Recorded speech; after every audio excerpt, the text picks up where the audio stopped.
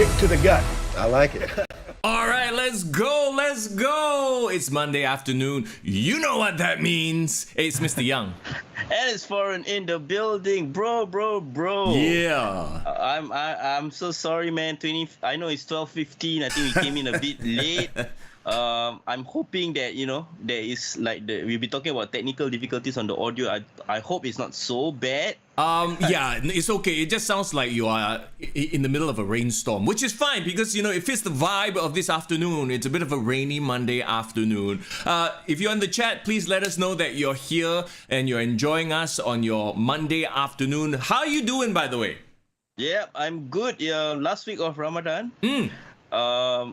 So I guess last week of if I still want to repent and be a good Muslim, I still got a chance to do it. Bro. Hari Raya already. Yeah, that is true. That is true. Pascal, it's good to see you, my man. All right, so let us know if you hear any sort of technical difficulties, like in terms of the audio. We're still trying to tweak the thing to make it the best that it can be, right? So Irvin, what's up, man? It's good to see you as well. Thanks for hanging out, everybody. And, as always, come join the Discord if you're listening to the podcast now after the fact, right? Not on the live stream, maybe you're at the gym, whatever it is. Of course, the podcast is on Spotify, Apple Podcasts, and all that shit. But we talk about so much more stuff. The community is awesome on our Discord. We're sharing links, sharing stories, a lot of funny clips as well on the Discord. Link is in the description, as always.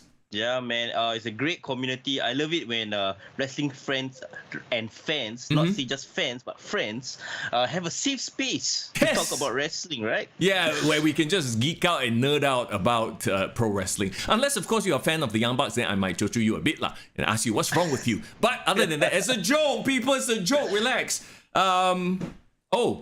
Referee Ryan, how you doing? Referee Ryan says no more restrictions tomorrow. Yes, very happy here in Singapore that tomorrow, well, not no more lah. Indoors, you still have to wear masks, right? But beyond that, outdoors and stuff like that, we're kind of back to normal. Does it feel like, bro, like after 2 years of this weird loop, we can go out, we cannot go out, we cannot go out, we cannot back and forth, it's like finally we are seeing the light at the end of the tunnel. It's like back to normal. Do you get that feeling?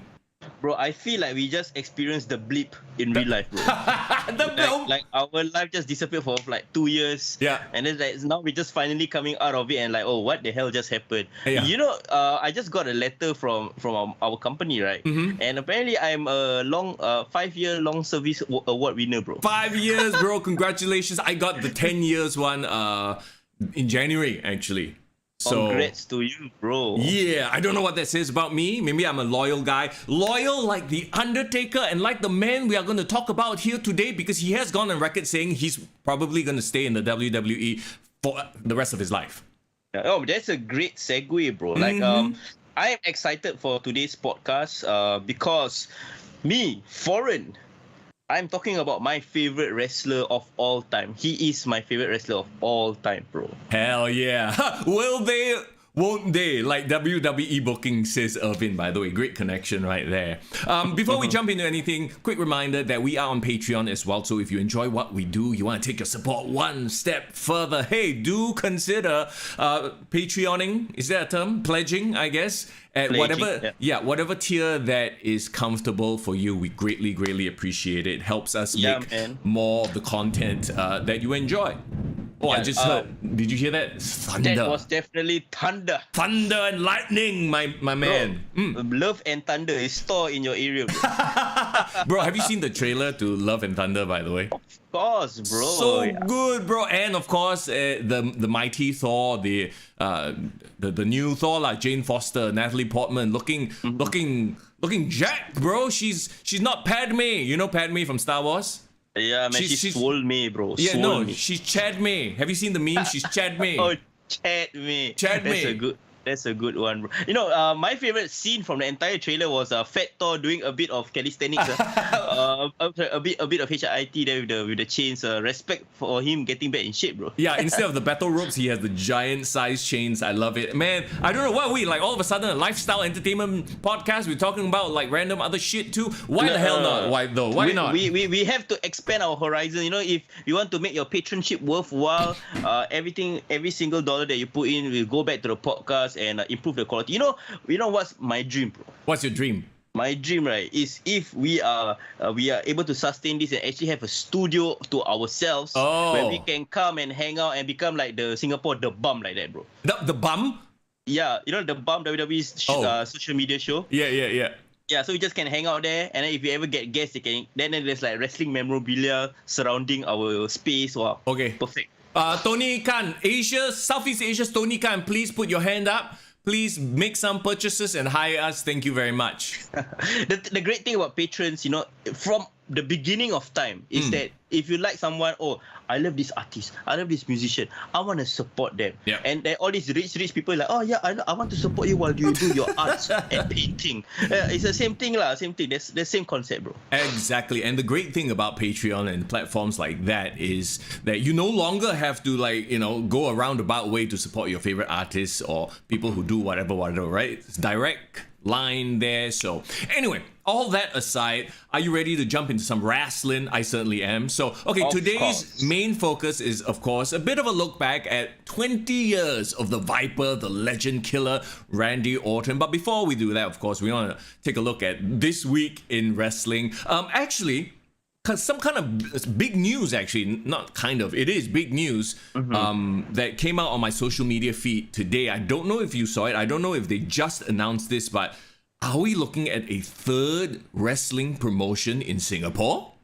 I saw. Okay, what do you know about this? Ring of Rebirth, right? Apparently, this is a promotion that is being launched today. Literally today. That's right. 10 hours. By the Eurasian Dragon, right? Yeah, 10 hours ago, he put out a post on social media, Ring of Rebirth. And new kids on the block, founded by Eurasian Dragon. That's all it says on the Instagram so far. I can't wait to hear more about this, what kind of plans he has. We might be talking to the guy on the show soon, huh? Yeah, I mean, okay, so SPW was the one that started it all. They are celebrating technically 10 years in the business right here, right? So they are the OGs. And then a couple of years later, we had Grapple Max, a completely different style of wrestling, paying homage to a bit more of Japanese strong style and a bit of Asian, aesthetics in a way. But, they are doing their own thing. They are flourishing right now. Yeah. So, Is Singapore ready for a third brand? That's the question. That's a very big question because as it is, it's like, all right, are there enough wrestlers to even warrant two, let alone one, right? But I get it, different philosophies and stuff like that. How different is Ring of Rebirth gonna be from SPW in terms of style? Like we know that Grapple Max, their style, like you mentioned, is more Japanese oriented. SPW is more of the quote unquote sports entertainment oriented, right? More WWE style. So what could ROR be? I would argue that there's not enough wrestling schools in Singapore, Okay. Why can't there be multiple MMA schools, different philosophies, different brandings of MMA? Why can't there be multiple football clubs in Singapore, but why can't there be multiple wrestling clubs? I don't think it's a bad idea. I take your point, but I also want to bring up another point. Yes, you're right. There are many football clubs in Singapore. Who goes to see them? But that's not the point. The point is not for the audience. It's to create an avenue for the sportsman, right? I guess, okay, there's a big distinction between wrestling school and wrestling promotion, by the way. So I don't know if like RRR will be a school/promotion or are they just doing the promotion, you know what I mean? Like, does this water down the talent pool? Like, you know what I mean? So, yeah. Yeah. If it's a wrestling school, I think it's great because basically you're giving another option and avenue for someone to pick up wrestling.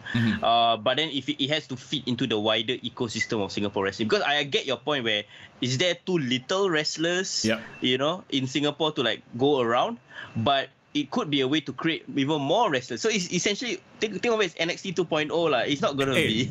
You think of it. You think of it as NXT 2.0. I look at it and I think AEW Women's Division. Okay. Or maybe AEW Dark Elevator or something like that. Hey, don't even get me started on Dark Elevator, bro. Now, the show where apparently that's where you go to watch the Hardys. Best book of 2022. Let's dive into it. Okay, anything else you want to add? Obviously, we are excited. Obviously, we wish the Eurasian Dragon all the best. It is interesting to see, like, he has all the connections with the, folk at Grapple Max, at SPW. Are we going to see cross promotions, cross brand rivalries, super cards? I mean, hey, all that is on the table. So exciting, right? Yeah. Think of it. I'm not gonna think too far. Yeah. I take it like ROR is like Booker T's Reality of Wrestling School, or like Cody Rhodes' Nightmare Factory. I think it's a school for now. Clearly he has the connections. Yeah. Maybe someone like Eurasian Dragon is not content with like, I'm just gonna pump out shows for a local. Maybe he's training this batch of students so that they can do shows in India, in Manila, beyond in the Southeast Asian sphere. So I think more power to him in that sense. So a more regional look. Well, then you also have Apex Wrestling. You talk about regional. They are doing the regional stuff. So hey, especially now with restrictions relaxing a little bit, we could see more shows, and that is going to be an exciting time. Bro, live. I was about to say live wrestling is back, and then got thunderclap. No, what? Hey, very epic. Live wrestling is back. It's like you are Vince McMahon, and they have the Thunderstruck by ECDC.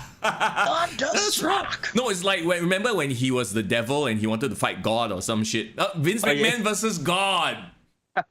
I mean, maybe ROR is gonna do that kind of matches. Who knows, right? Who knows? Hey, Irvin says better not be CYN, bro. Maybe Eurasian Dragon wants to control his narrative, bro.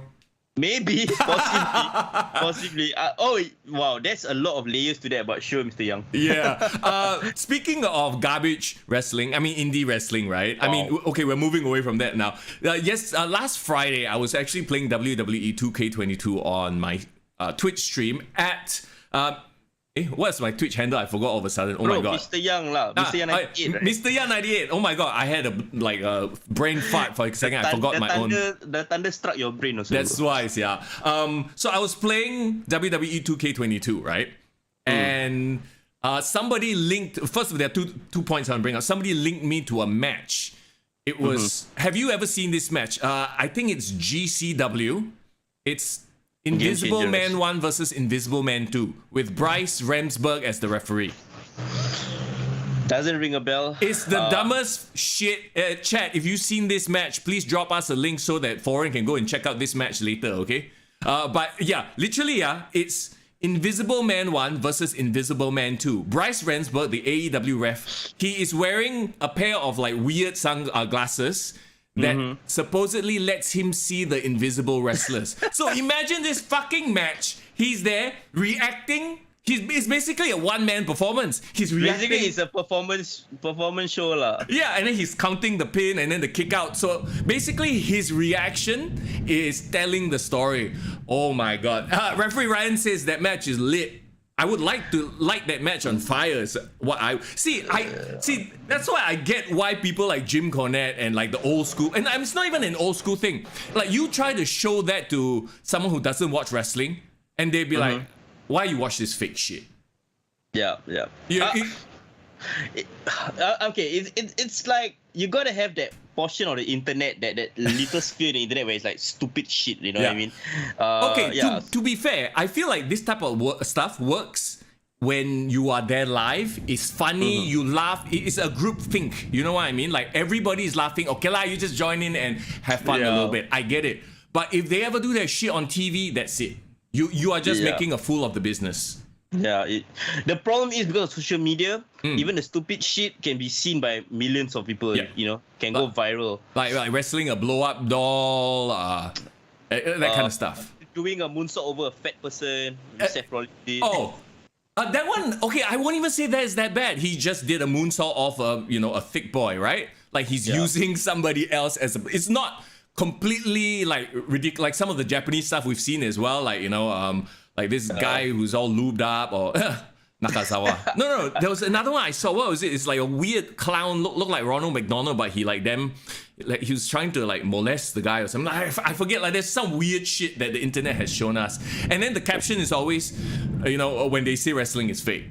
Yeah. I mean, at the end of the day, this is the kind of thing that there will be a portion of the fans that will always enjoy this. Yeah. You have to feed the monster in that sense, lah. I get, bro. It will not be well received if there wasn't a demand for it. So the demand might be very, very small.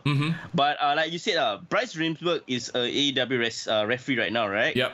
Yeah, and I remember Jim Cornette seems to hate that guy. Like, he says the worst referee ever. So I do not know whether he saw this match, or whether his reputation precedes him. The fact that he gets involved in such matches. I hope for AEW's sake they do not bring this to TV, like you said. Okay, that was one point. The other point was, the clip that was shared on my Discord. Our lovely mod Doc, she posted it of me playing the Royal Rumble, and I was supposed to earn a PlayStation got trophies, right? Yeah. One of the trophies is you must start the Rumble at 1 or 2 and win. Wow. And I freaking got tossed out by Montez Ford right at the end, and that was very heartbreaking. That's the context of that. That's why I reacted like that, because I played through the whole freaking Rumble and got tossed out right at the end at number 30. How long was to play the entire match from number 1? Do you time yourself? I don't know, yeah. I wasn't even paying attention. Maybe 30 minutes. So that's a lot of time wasted. You're not getting back. But sorry. Is it hard though to play the Royal Rumble mechanics? Yeah. I haven't tried the game itself. Oh, you haven't? It's okay, but once you know the quote unquote the cheat or like there's this one move you can do that will guarantee you high success, which is what I do . But it depends on the difficulty you play the game as well. If you play on hard mode, well, they're gonna reverse you all the time. Okay. So that will get super annoying . Yeah. Like if you play on easy mode, they rarely ever reverse. You can clear it within 20 minutes if you don't fuck it up. Okay. Wow, man, now you make me want to try Royal Rumble. I know it's not Royal Rumble season, but why not, right? Okay, so look, one more point I have to make about playing the WWE, and this will tie into AEW, okay? I realized through playing WWE 2K22, a lot of the action, the fast back and forth, you can spam finishers, people will still kick out. I'm like, wait a minute, I feel like I'm watching AEW, and I feel like that is their philosophy. Really? Yeah, and to me, it gets annoying after a while because it's like, okay, I just hit my finisher on some low-level guy, like a jobber. Why does it not finish them? And after a while, I'm like, okay, I'm starting to sort of see a correlation, a link between if this were to happen in real life. Like, for example, Dolph Ziggler, you never expect him to win anymore because all his finishes are completely useless one. So it takes away the sort of joy of him, like, you know what I mean? It's like, okay, I know this is not going to lead to anything. He's probably still going to lose, and then he does. Yeah. So you're saying that a lot of AEW wrestlers, they are building their matches, taking reference from video games? Adam Cole is a prime example. Like, don't get me wrong, like I play video games, but I don't wrestle. You know what I mean or not? It's like, it might be fun for me as a game in the moment, but to use that as a sort of a storytelling device, I don't think works. And that's why so far every Adam Page, Adam Cole match thus far has been it's just been spam. It looks like a video game. And after a while it gets boring. You know what would work, or they should introduce in video games going forward? They should you have the ability to wrestle different types of matches. For example, right? A simulation mode. No. What I mean is like you as a wrestler, you have a different strategy. So for example, I'm a technical wrestler. My point of this whole match, I want to target a body part. So to get, they have their star ratings at the end of a match, right? Yeah. To get the 5-star rating, you must tell a coherent story. Oh my god, that is next level. And they will never do that because they have to make it easy for people who aren't hardcore fans like us, right? At the end of the day, all these products are marketed towards the masses. And you would think that AEW being the home of pro wrestlers, that is what they would be promoting. But the funny thing is, it's the complete opposite. I realized too, as we are talking about this, they are sort of they are not the home of pro. They are just the home of indie wrestlers with a big TV deal. That's all. Yeah, kind of. But again, I see their philosophy changing. I mean, CM Punk, Bryan Danielson instead, they are not gonna stand by and let that happen, bro. CM Punk and Bryan Danielson are just two of out of the entire thing, right? Out of the entire cast of their clown car over there. And No, because I'm thinking about like how when The Rock and Stone Cold was leading the charge in the Attitude Era, there was still a lot of garbage around there. They couldn't control everything, right? Yeah. So the hope and the prayer is that there's two good things. Everything else, you just close one eye. You watch it just for the good stuff. Yeah. I mean, you're an NXT gold and Black and yellow gold. and gold. Yeah, black and gold lover, right? So is that for you the purest sense of like a modern wrestling show that you enjoy? I wouldn't say even yes and no, because just looking back, I think we look at it with rose tinted glasses as well. It's like the nostalgia, right? But I realized Adam Cole did a lot of this like multiple finisher kickouts, especially during Stand and Delivers, and sometimes it works. Sometimes it get too video game spammy. It's like okay, yeah. They're talking about their takeover matches. He does a lot of crazy shit, right? Yeah. But like I said, like I always remember for like Ilya Dragunov versus Volta. It wasn't so much about the spammy stuff. It was just hard hitting. It looked like a fight. I think at the end of the day, it needs to look like a fight.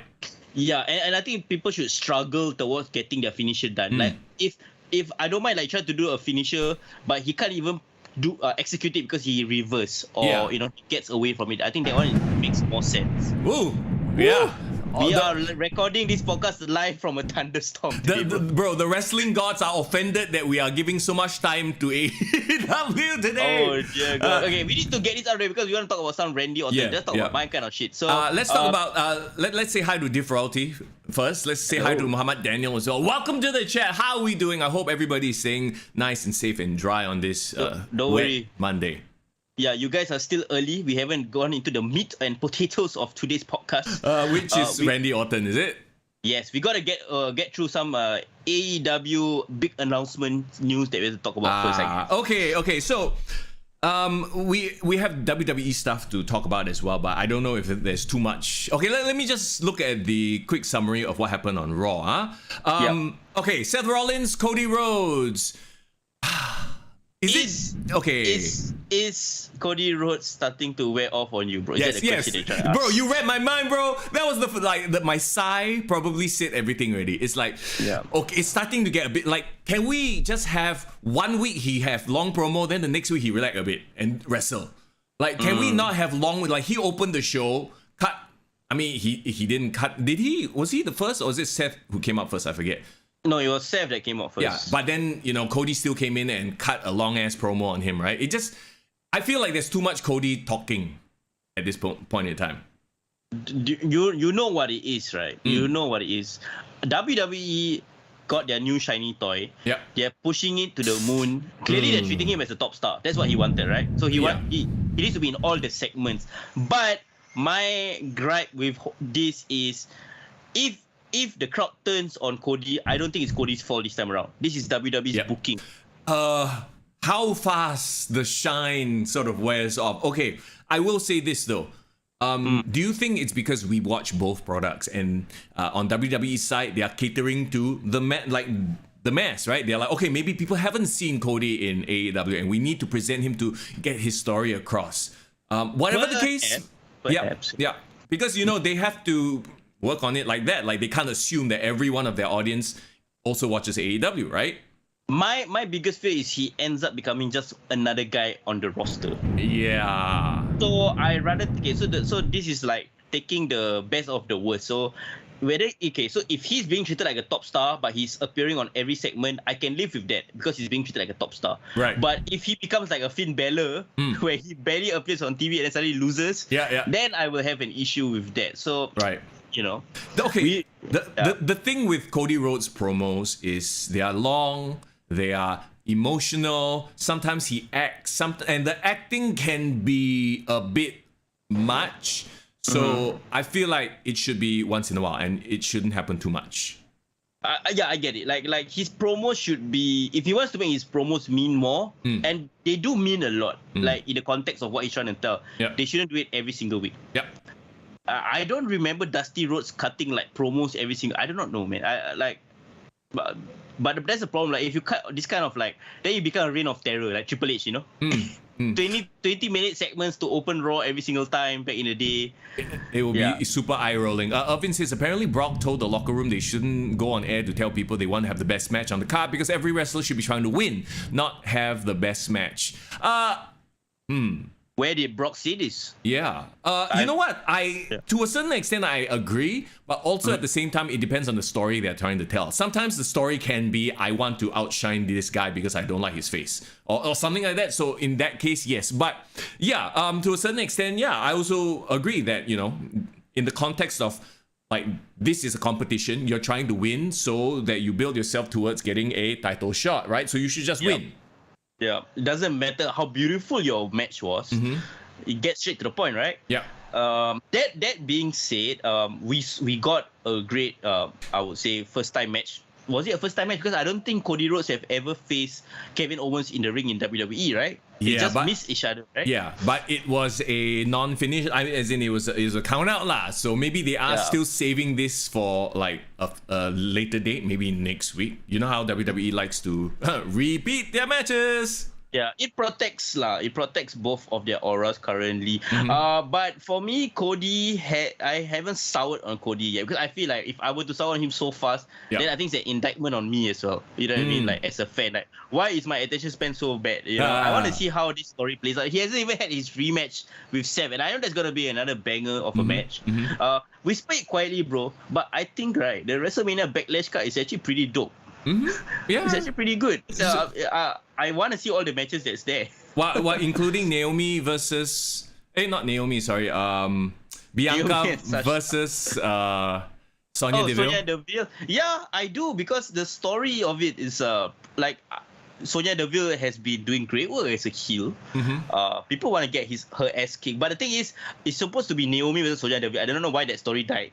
bro, why her first feud back was Naomi, second feud back is against Bianca. Well, is there an underlying angle here? You know what? If Sonya Deville actually upsets people and wins the title, right, I'm not against it, bro. Right. She will make a great heel champion. She would. What was that rumor about her being the new like Stephanie McMahon type? She authority figure.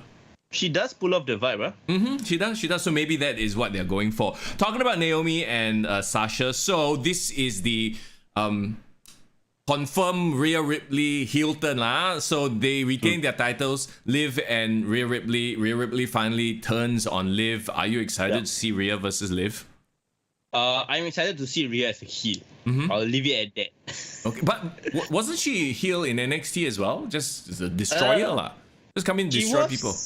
Was she's like a badass. I can't remember her as a heel. Was she a heel? I feel like there was a heel run somewhere. I have to go back and confirm. But someone that looks like her who can dominate in the ring, I think screams dominant heel though. Yeah, she does. Yeah, she cannot be a cheating, conniving heel. She just has to be a destroyer lah. Yeah. So my question is right. So Rhea had a tag team with Nikki Cross. Kena betrayed.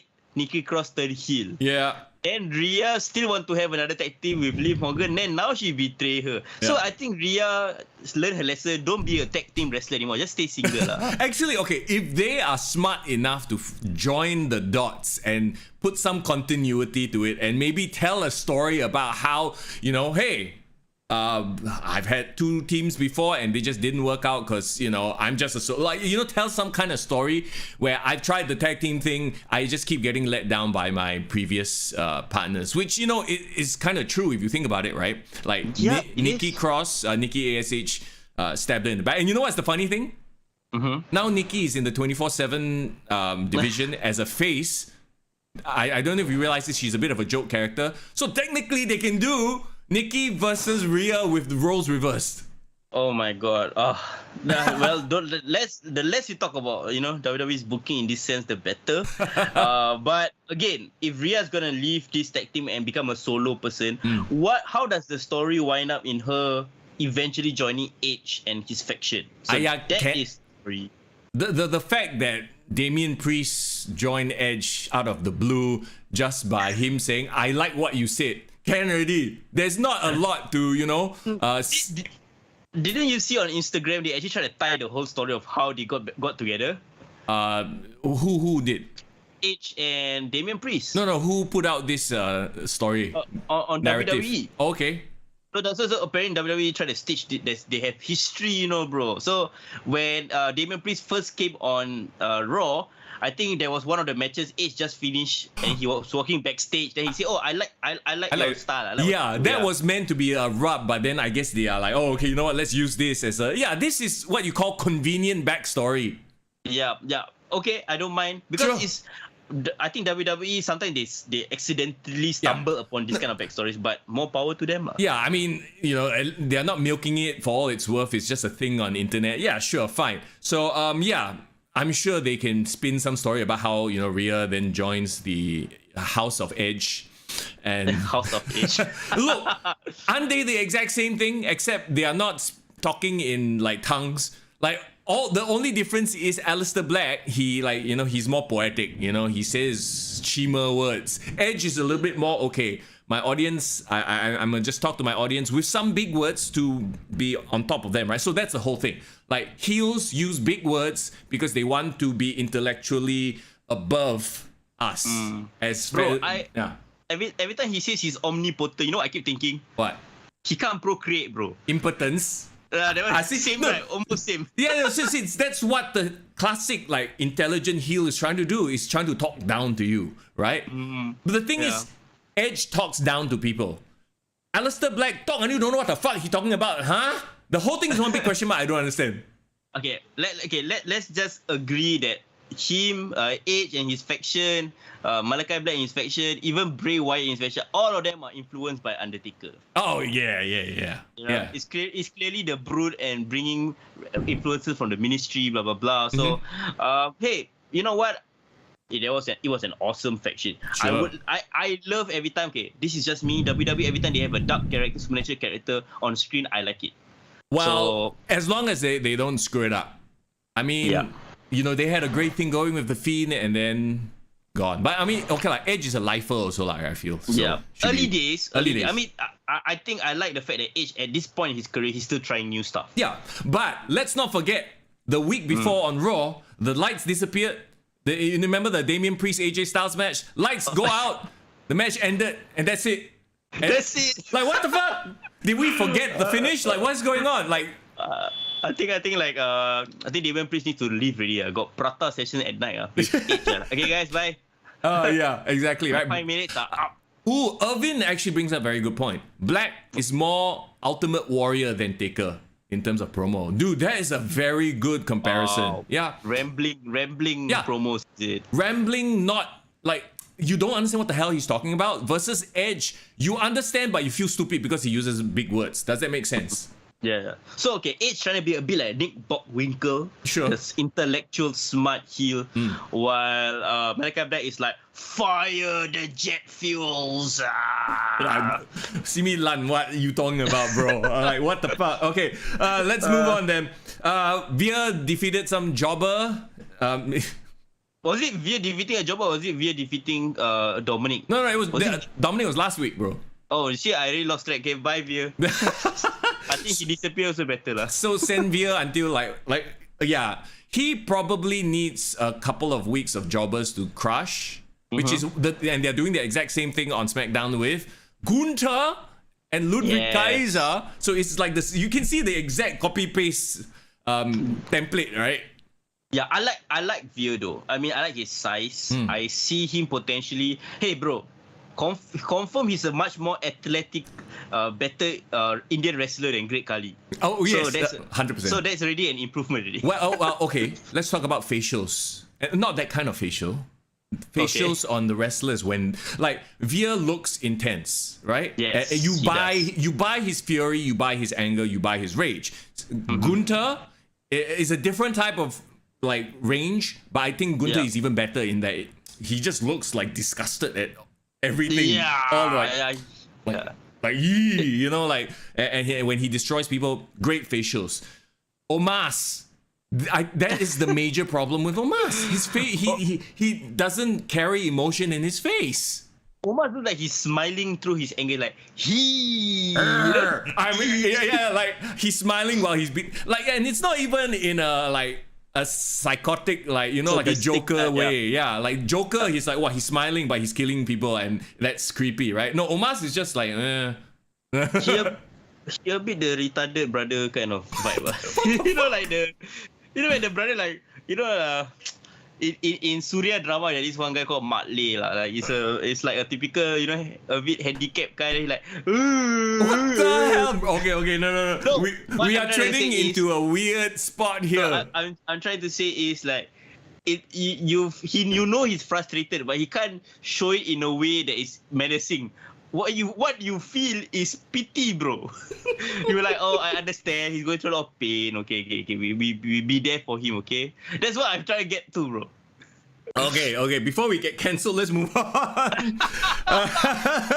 No, cannot. Ezekiel, bro. Ezekiel. Yes, Ezekiel. Okay, Ezekiel beat Chad Gable, but before that, they did a very sports entertainment segment with the lie detector test. Did you enjoy it? Did you like to speak with Zeke? Bro, kind of like becoming my guilty pleasure on Raw, bro. This Ezekiel. Yeah. I don't know whether it says much about the writing or him as a performer. Yeah. Because he seems to make anything work. You know what it is too? I feel like all three of them made it work. You gotta give props to Chad Gable. Shoosh, thank you, and all that shit, right? Like, he is really channeling Kurt Angle nerd vibes. Like, this is this goofy guy but can wrestle. And then you got Kevin Owens, who is this just indignant. What the hell? This guy is obviously Elias and everyone. So I feel like it ticks a lot of boxes in that. Yeah, we know we are in on the joke, but only Kevin Owens is the one who doesn't get it, and we are laughing at him. Sort of a vibe. Yeah. I'm loving all these WWE regens that we're getting. Like a regen Kurt Angle, regen Stone Cold. One thing I used to remember what I love about like Stone Cold, The Rock, Kurt Angle, they literally can make anything that is stupid into entertaining segments, right? Yeah. So maybe that's the whole point of being a WWE superstar. Like, they're gonna throw shit at you not because it's shit. It's because, okay, how do you make this shit entertaining? Yeah. Right? No, so, I agree. Yeah. So they did, and what I like about this whole segment is that it's like it's almost they're not making the audience feel stupid. It could have come across like that. They're making the audience feel stupid, but they're actually laughing along with the audience. Like, they're getting the audience to feel like, this is him like totally joking. We are in on the joke. Yeah, it's a bit of a meta segment. I feel like if you're a really old school fan, you might think this is just some horse shit. Yeah. But I think, okay lah, like, to me, in terms of nonsense, I'm okay with this. It doesn't offend me. I'm like, okay, I get the joke. I'm in on it. Ha ha ha ha, whatever. And the people playing their roles are likable enough that I can go along with it. It's fine. Yeah. Can you imagine one of the AEW stars trying to pull off this segment? Oh, I don't think they can pull it off. It depends on who. If it's the best friends, then okay, probably not. It's gonna be like if it's a Brendan Cutler, or the whole elite. What are they called now? The undisputed elite. Elite, Stop. Okay. Anyway, we'll get to AEW in a bit. Street Profits apparently are kind of heels. The heel. I mean, it's quite. Like, they went full heel, right? They played the Usos theme song to distract to get the win. Yeah. You know what? I think they should, because clearly, if they're gonna become a face, they will be number 2 behind RK Bro. Okay, interesting question then. Especially for someone like Montez Ford, a lot of his offense are highlight reel moves that pop the crowd. So what, is he gonna wrestle more mat base? No, I don't think he has to change his style. Like, I think he can pop the crowd but still be super arrogant. Like maybe when Sammy Guevara was a heel with the Inner Circle, he was doing the exact same thing. He was doing show-stopping highlight reel stuff, but we were booing him because he's like an arrogant prick. So I think what he should change is Montez Ford's ability to antagonize the audience. He hasn't shown that ability yet. Right. Well, who was it recently who said, like, and it was repeated quite a bit, like, if you are good as a heel, right, the face doesn't have to do anything. Yeah, I agree. Yeah, like, I don't know who said that though, but I agree. Yeah, so like, I don't know, like, him as a heel, I will wait and see. If anybody's talented enough, like, it might just be the Street Profits. Okay. The burial of Finn Balor continues.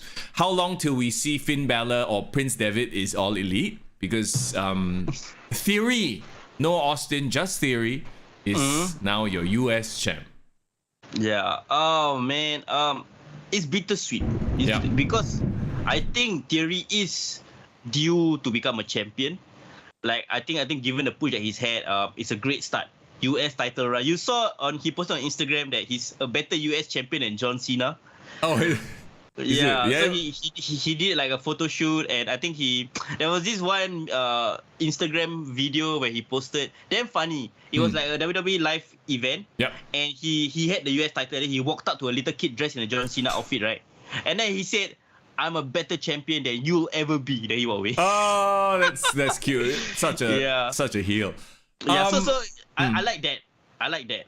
But at the expense of Finn Balor, come on. And okay, it's not even like Finn Balor put him over. Like their feud wasn't one where both got elevated.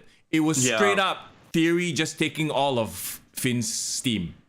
That's it. Can you imagine Finn Balor, the NXT version of Finn Balor, fighting Austin Theory? Oh my god. It would have been dope. It would have been like, you have to earn this victory from me. Like how he tried to put over Kyle O'Reilly. Yeah. So much more like potential there. You know? It would have made Theory's win mean more, right? But no, they just, I guess they're like, all right, now it's time to hotshot the title to him, so let's go. Okay, the commitment ceremony. I feel like at some point the crowd was booing this shit. Okay, so you talked about, we talked about like there were two very sports entertainment-y segments, right? There was the lie detector, and then there was this. And I mean, I love R-Truth.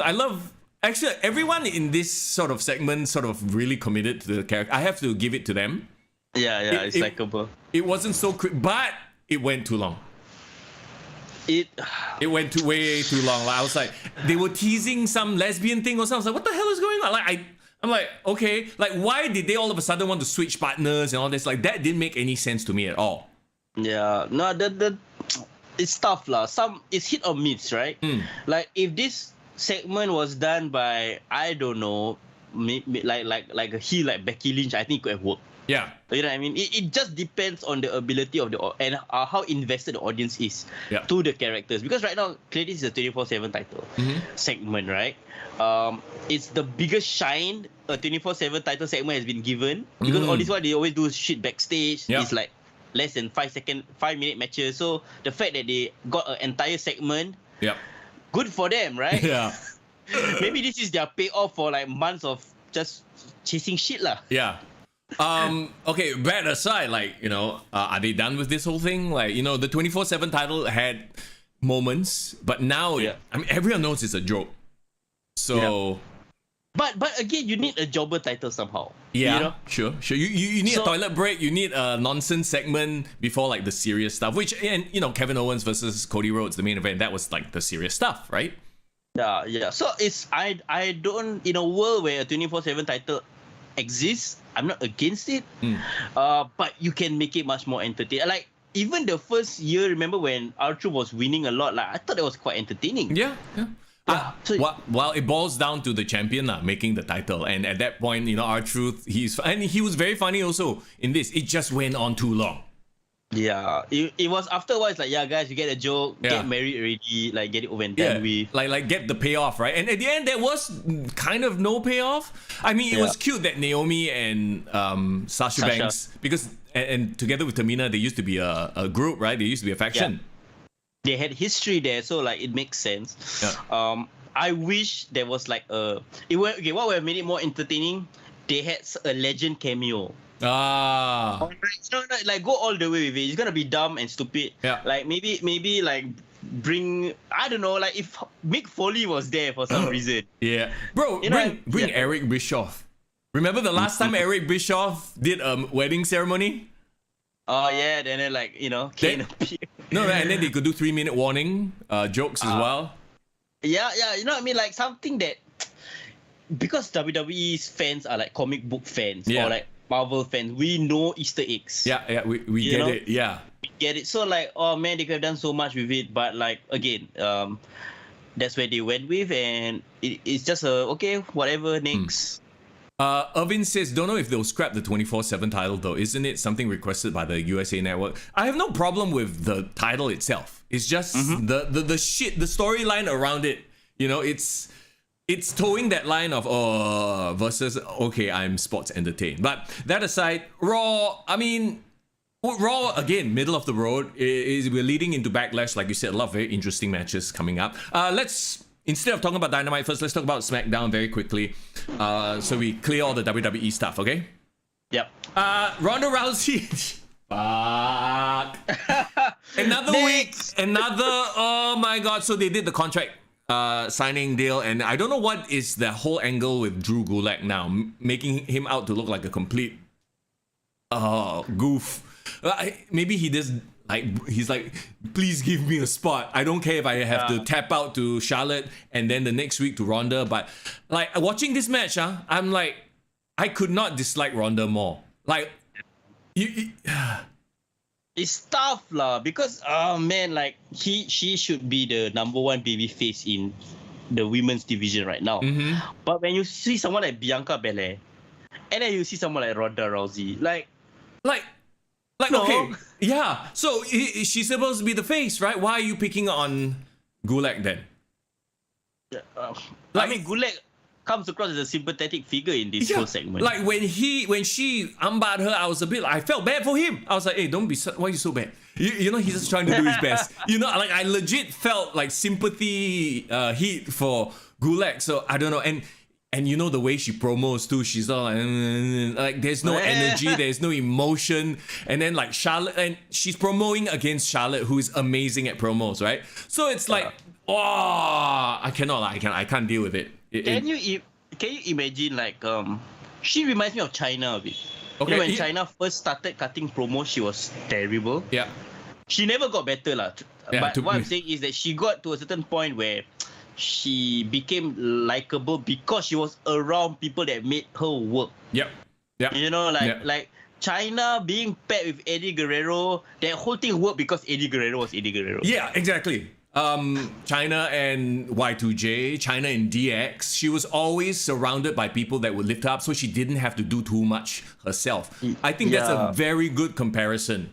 Yeah, but then when China was left alone in 2001 when she was doing the singles run as her champion, she was so fucking boring, and no one wanted to see her at that point in time. True. So the point is, like, she can be made into a star, but she needs people around her to make it work. I would dare say Charlotte Flair can make it work with her as well. No, you're right. Actually, you know who is better? Becky Lynch. I think Becky Lynch could make it work. I think Becky Lynch brings out this competitive spirit in Ronda that I don't think Charlotte can. I don't know. Irvin suggests that they make Ronda like 97 Bret Hart if she knew how to pull it off. Ooh, that's a very tough ask, and I get where you're going. You know, make her like I know I'm good. Fuck all of you fans, kind of thing. And see, 97 Bret Hart also had his entire Hart Foundation, so he had a group to back him up. So maybe that could work. Hello, we got one time Shayna Baszler, Natalya there. And they're best friends. And even Natalya, I thought, is close with Ronda. Yeah, so all of them are heel. Join them. Natalya's promos aren't the greatest either, but at least she has more energy and fire than Ronda. Ronda literally could be the Roman Reigns of... Actually, fuck it lah. Okay, I guess Paul Heyman is busy. Who else? Give me another manager, a heel manager. Fuck it lah, MVP would hype her up like crazy. Yeah. You know what? Even putting her with Sonya Deville, if she still want to be a manager, would have been. I think maybe Sonya wouldn't like it. Actually, if you think about it, I think there are some internal. If you watch Total Divas lah, which I am a fan of, and yes, I did watch. So there was the whole storyline there as well, right? Yeah. Div says, does anyone else get the feeling that Ronda doesn't really want to be in the WWE? Very half-hearted. Yeah, I agree. Like her promos, everything just feels like she's there to fulfill some sort of obligation. Jason says apparently Ronda has it in her clause, in her contract, that doesn't allow her to tap out or quit. So we know who's winning at Backlash. I mean, I don't read the dirt sheets that often. But the problem with Ronda is she already lost her aura in UFC. So why is she so big about this? No, I get it though. She's still a name value. She's still a name. It's like Goldberg, right? And kudos to her that she knows. And here's the thing. I don't even need to read the dirt sheets to know that she's not going to tap out. It would be the dumbest thing in the universe. Yeah. She cannot quit or tap out. I would rather she tap out to build a new star. If she were ever to tap out, is to build a new star, not give the win to Charlotte. Yeah, like Charlotte is already a main woman at this point. Yeah. Like, there's no point, right? And it would have to be a much better storyline, much longer build for that to happen, lah. So yeah, I mean, if it's like Ronda putting over like Nikita Lyons or some shit. Oh shit, like Nikita. Then maybe, Oh. Then maybe. Speaking of it, like somebody brought up, no NXT 2.0. To be honest, I kind of glossed over NXT 2.0. There's a lot of new and a lot of green, a lot more than before. Yeah, put it this way, lah, bro. Like, the only time I watch NXT 2.0 is when I see WWE YouTube top 10 NXT 2.0 moments of the week. Oh god. Okay. Oh my god. Talking about sports entertainment-y segments that just don't really work. So you got Dexter Lumis now paired up with Duke Hudson with their respective like that is the most cringe-worthy. Like you can tell that their product is geared towards younger audiences, and I don't know if it's because I'm older and I'm finding this annoying, or is it a case of they think they are catering to kids but it's a bunch of adults trying to write for kids. Does that make sense? Yeah. It's like you're trying to write a soap opera drama for like Gen Zs, and the Gen Zs are not even there to like, QC them, check whether this thing matters to them, Irvin says Persia Parada cannot make it, cannot act. I would suggest all of them cannot act. Okay, no, like all what's his face? Dexter Lumis has to do is be quiet, right? And then that's his whole thing. And a way to kill his entire aura, by the way. Anyway, Indy Hartwell has been sort of hit or miss for me. Persia, you're right though, 100% cannot act. And then Duke Hudson just looks blurred. Like, how the fuck Duke Hudson won the rivalry against Dante Chen? Come on. I mean, look, that wasn't even a rivalry. It was a 1 week and then they decided to move on, right? But yeah. Okay, you know what Duke Hudson reminds me of? Duke Hudson reminds me of the guy that got dragged to some event because of the girlfriend and he has no idea, like, what the fuck, I'm just here because of her. So maybe in that way, he's playing it all right. Oh dear gosh. But it's so cringe. I cannot. I just like, I cannot deal. I mean, okay, to be fair, there are bright spots, right? There's Solo Sikoa. I really enjoyed Wesley, the other MSK who didn't get fired. Yeah. He had a match. What's he doing now? He got fired up. Who fired him? I forget. But he had a match. He lost, I believe. But the promo that they did before, like you could tell, like the I don't know what it was. Maybe because they stripped him of the title. They never mentioned why they vacated the titles.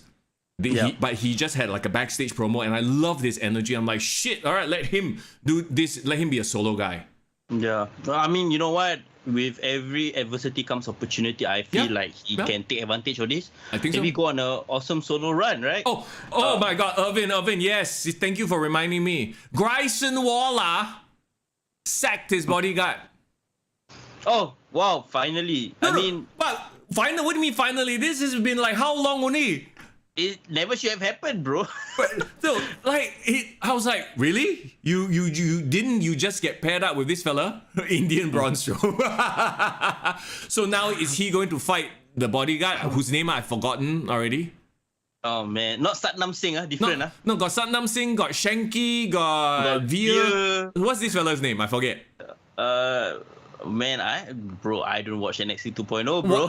Whatever it is, he wasn't outstanding enough while he was the other in the Shield, if I'm not wrong. Yeah, he wasn't outstanding enough for me to even have him. See, here's the thing, right? Like, you got MJF and Wardlow, and there was a long story before that. Then the turn happened, people cheer. And this is a story that's been done to death as well. The big bodyguard, and the cocky prick. And then, finally the big bodyguard has enough of his abuse. This one literally just happened within like a few weeks of them debuting together. It's like, wait, you guys are done with this? What? I think management just got cold feet lah. They realized the partnership wasn't working. And okay, I need lah. Or Or Greyson Walla going to main roster confirm. Oh man, bro, I can name you 5 people from NXT that should go to the main roster before him. Sure. And 2 of them probably is still resting at home. Who? Well, Ciampa for one. I mean, he's officially in the main roster lah. Technically, he is. Natalya is in a feud with Cora Jade.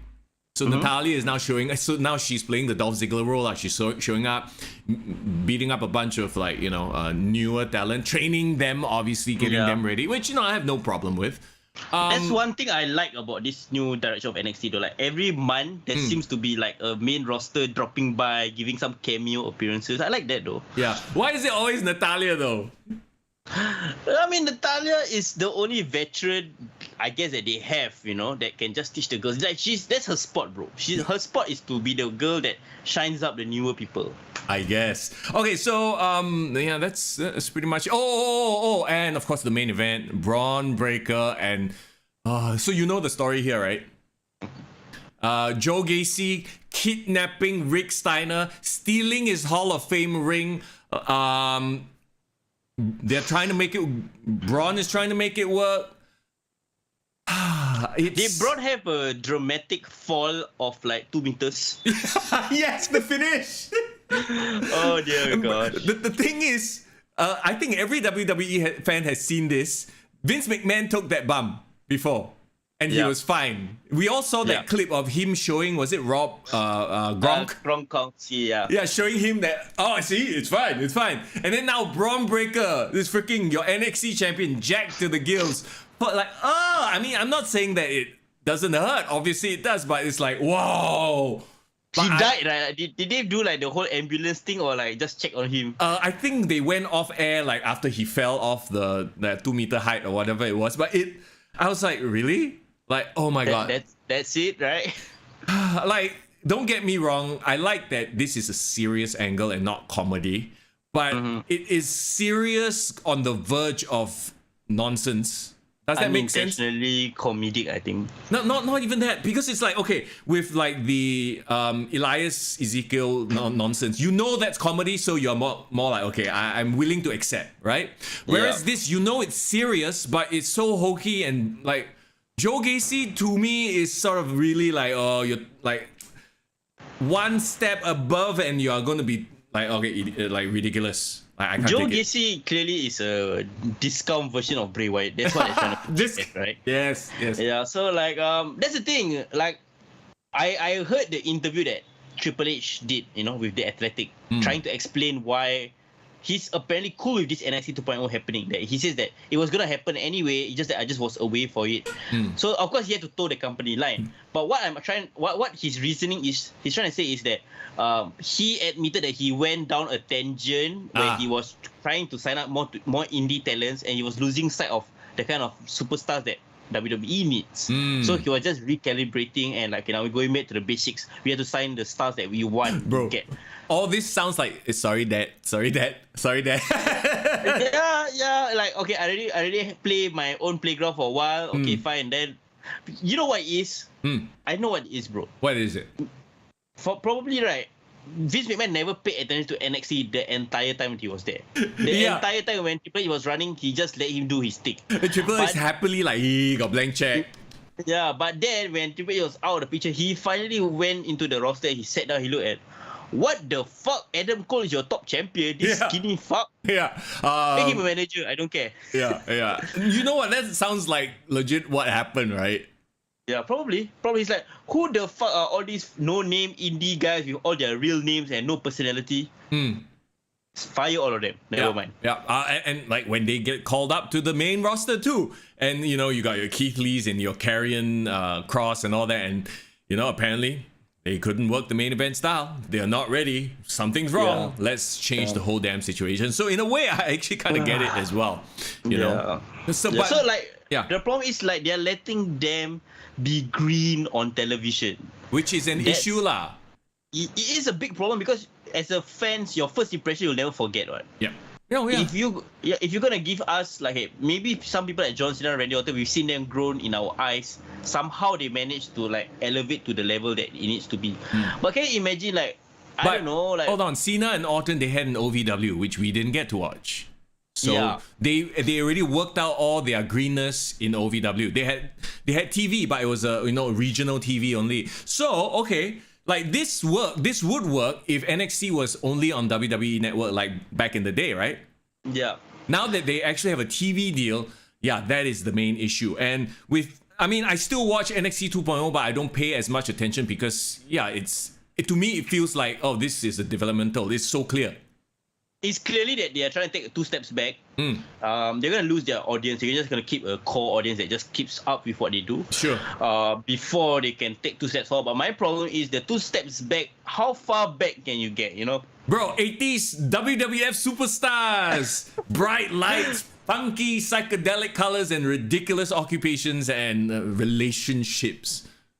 Okay, but the only plus side I can think of, if Braun Breaker is presented the way he's presented in NXT, I don't think he will change that much when he goes to the main roster. Unless he needs to change his name. Oh, right. Steiner, right? Yeah. But other than that, I think, because at least now Vince McMahon is aware what he's doing in NXT. So the I guess the transition will be smoother. Wait, he's aware what he's doing in NXT and thus putting him into a ridiculous angle with some Joe Gacy, some serial killer-ish guy kidnapping Rick Steiner and stealing his ring.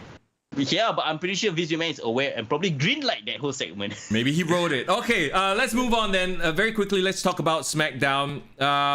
Okay, Butch disappeared again, so that's a whole thing. So they are trying to meme with Butch. Where is... I saw their Instagram account this morning. I thought it was kind of funny. Like, they superimposed a picture of Butch at Coachella. Oh, is it? Like where's... Because his whole gimmick is he always just fucks off somewhere else, right? Yeah. Now he got a nickname. What? It's not the Rabbit Wolverine. It's like the Rabbit... Wildebeest. Like, no, that's not... No, I think it's not a nickname. I think it's just Pat McAfee just, saying that and hoping he would... Yeah, because he couldn't say Rabbit Wolverine, right? Obviously it's early days for Butch, so we'll see where this goes. I feel like there is potential, but I also feel like it could just fall flat. He's on the roster. That's all that matters. But us knowing Pete Dunne, having seen him live, knowing his abilities in the ring, man, I'm just waiting for him to be able to just like let it rip. I think it might take a couple of years because I remember when Riddle first came on the main roster, I thought he was doomed also. Yep. I thought he was doomed. Like I thought no one he will never get the ability to show his abilities, but he stuck with it. He stuck through the sports entertainment shit, and now he's able to showcase himself in the ring. So that's the hope anyway. And he keeps losing to Xavier Woods and his backwoods, which apparently is his finisher or something now. Oh my god! What's the name of the faction? The Eastie Boys. The Eastie. I mean, that's what Pat McAfee keeps calling them. I don't know if it's official or anything, but so Eastie, am I assuming is from their East Enders from London? Yeah, I guess. So the boys from back in the day. I like the way they've been presented. I like the vibe. Like a bunch of rowdy Peaky Europeans. Blinders. Yeah. So it's just I don't know lah. I would like for them. Like, it's kind of comedic now, right? What they're doing.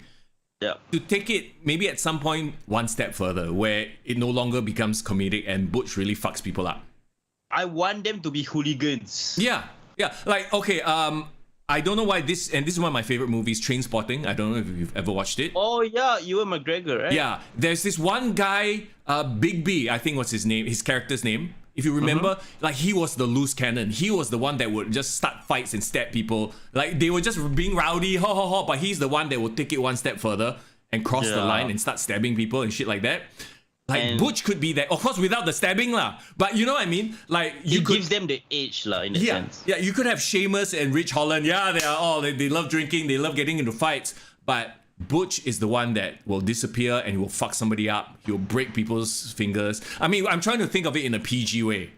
Yeah. I mean, I get it. Like, I think they need some sort of like what's the word? Wild card. Yep. In the group that makes it interesting. And you have to keep in mind, bro. We have to look a bit in the future. They're gonna have a British pay-per-view for the first time in like a long time, right? In Wales there. So they need their UK wrestlers to be like baby faces or like have a great following. Of a lag situation. Don't worry, we'll ride through the lag as we always do. We're gonna move on now to what seems to be anyway. Okay, so right now on SmackDown, right? We hit a bit of lag, so I don't know if you heard what I just said. But right now on SmackDown, it feels like there are three main stories. So there's the Ronda Rousey Charlotte Flair story. Oh wait, okay. One more sub story, small quest line. Let's talk about Madcap Moss and Corbin. Do we have to? But like, okay. Okay, yeah. We thought that once he broke off from Happy Corbin, he would maybe change his look a bit and not be Madcap. But why? Okay. Why he needs a blow off lah. I think he needs to extend it a bit so he can have that blow off match with. No, I have the blow off match with Happy Corbin, but why not take this opportunity to change the character? Don't be Madcap Moss anymore. You know, the whole idea was he was only telling jokes for Baron Corbin's sake. So yeah, now be serious, be Moss, be Riddick, or just be Moss, whatever lah. Okay, no first names, WWE. Oh. I saw the backstage segment. Apparently Happy Corbin tried to win him back or ask him to join him back, right? Yeah. And then I think he did make I guess quite an okay joke about his hairline. But it's still like, it's not the basis of a character where he makes jokes. It's still cringe to me, you know? I would argue, like legit, bro. Has there ever been a comedian gimmick in WWE? Not like there have been like a stand-up comedian as a gimmick. No, there have been comedic wrestlers, the comedic characters, right? But like, I mean, if you want to put it in that vein, The Rock was a comedy character, but when it came down to the ring, he was serious and he didn't dress like an ass. Well, the dressing like an ass definitely can be changed. Yeah, like my point is, you want to have funny lines, that's fine, but dress like, you know, like a badass. Like I keep bringing up The Rock. He was funny, but he looked like a star. Riddick can look like a star, but he's fucking wearing suspenders now. Yeah, it's tough lah. He got the body. He got the look. Yeah. He give him some tights, he straight away become a serious wrestler already. Irvin says the only buff stand-up comic is Joe Rogan. That's true. I mean, I would argue Joe Rogan also not that funny lah. He's just a stoner. Wait, have you seen his stand-up comedy specials? It's hilarious, bro. I've seen it on I've seen it on Netflix. Netflix stuff. Yeah. I would argue that his older stuff is funnier, but I mean that's a different point. Like, I mean, comedy is hard to pin down lah. Yeah, comedy is subjective, so maybe he's just not my kind of thing. But again, it goes back to my point. I think stand-up comedy gimmick might work, especially in the sports entertainment realm like WWE. I beg to differ in that it's like, you know, like that's why Dolph Ziggler is a legit stand-up comic, right? But he's not using it as his gimmick because it's a very cheesy gimmick, and it's not like he can go into the ring and have a 20-minute stand-up comedy special. I mean, if every pre-match he cracks a joke and that is actually legitimately funny, not only he puts over himself as a comedian, but bro, he also that's just a funny promo. That's it. That's not a stand-up comic. That's a funny promo, you know. And funny promos will work. Like Xavier Woods when they come, or the New Day when they come out, they cut a promo, but they're not stand-up comics. As in, that's not their gimmick. You know, I just don't see where a stand-up comic gimmick would go. I think it would just be a crutch, and it would just be cheesy lah at the end of the day. Because once you label somebody stand-up comic, that fucker better be funny, you know. If not, the crowd's gonna shit on it. Yeah, of course. So that's what I'm saying. Like, if there is a wrestler out there who legitimately has a stand-up comic background, Dolph. I mean, I know Dolph, I think too late in his career to try that out, unless he wants to do like an Edge resurgence revival of his character. But like, can you imagine legitimately like a stand-up comedian becoming a wrestler and his gimmick is a stand-up comedian, and if he's good at it? We'll table that aside and move on because it's Madcap Moss. I don't believe we even spent 5 minutes on Madcap Moss right now. So the other, the three main stories on SmackDown: Ronda versus Charlotte, the tag team titles, the unification, that's going to be huge. And apparently Drew McIntyre, Sami Zayn is something they're putting more focus on. And how Sami has been running away from Drew. I wonder if this is Sami's like sort of payoff. Like, okay, we put you through the jackass stuff. Now you get to have like a proper main event match. Steel cage next week. They set it up because he managed to run away. I saw the backstage segments he had with Roman Reigns. I thought that was very, very interesting. Like, it's interesting because it seems like Sami Zayn is this, like, he's like the shit stirrer, right? He's going out, spreading all these conspiracies to Roman Reigns, and inadvertently, he is helping Roman Reigns and Drew McIntyre come together and have their rivalry. I think that is the point. I think that was the whole, like, all right, let's use him as a bridge to bring in Drew versus Roman, which is great. And, like, Sami is so good at what he does right now. Yeah, he is. I think he's one of like the main attractions of SmackDown because he is the best example of he takes whatever that's given to him and he makes it work. Yep. Yeah. No, I agree. I agree with you. Okay, so let's move on from SmackDown then and talk about AEW. Ooh. Okay, I'm sorry.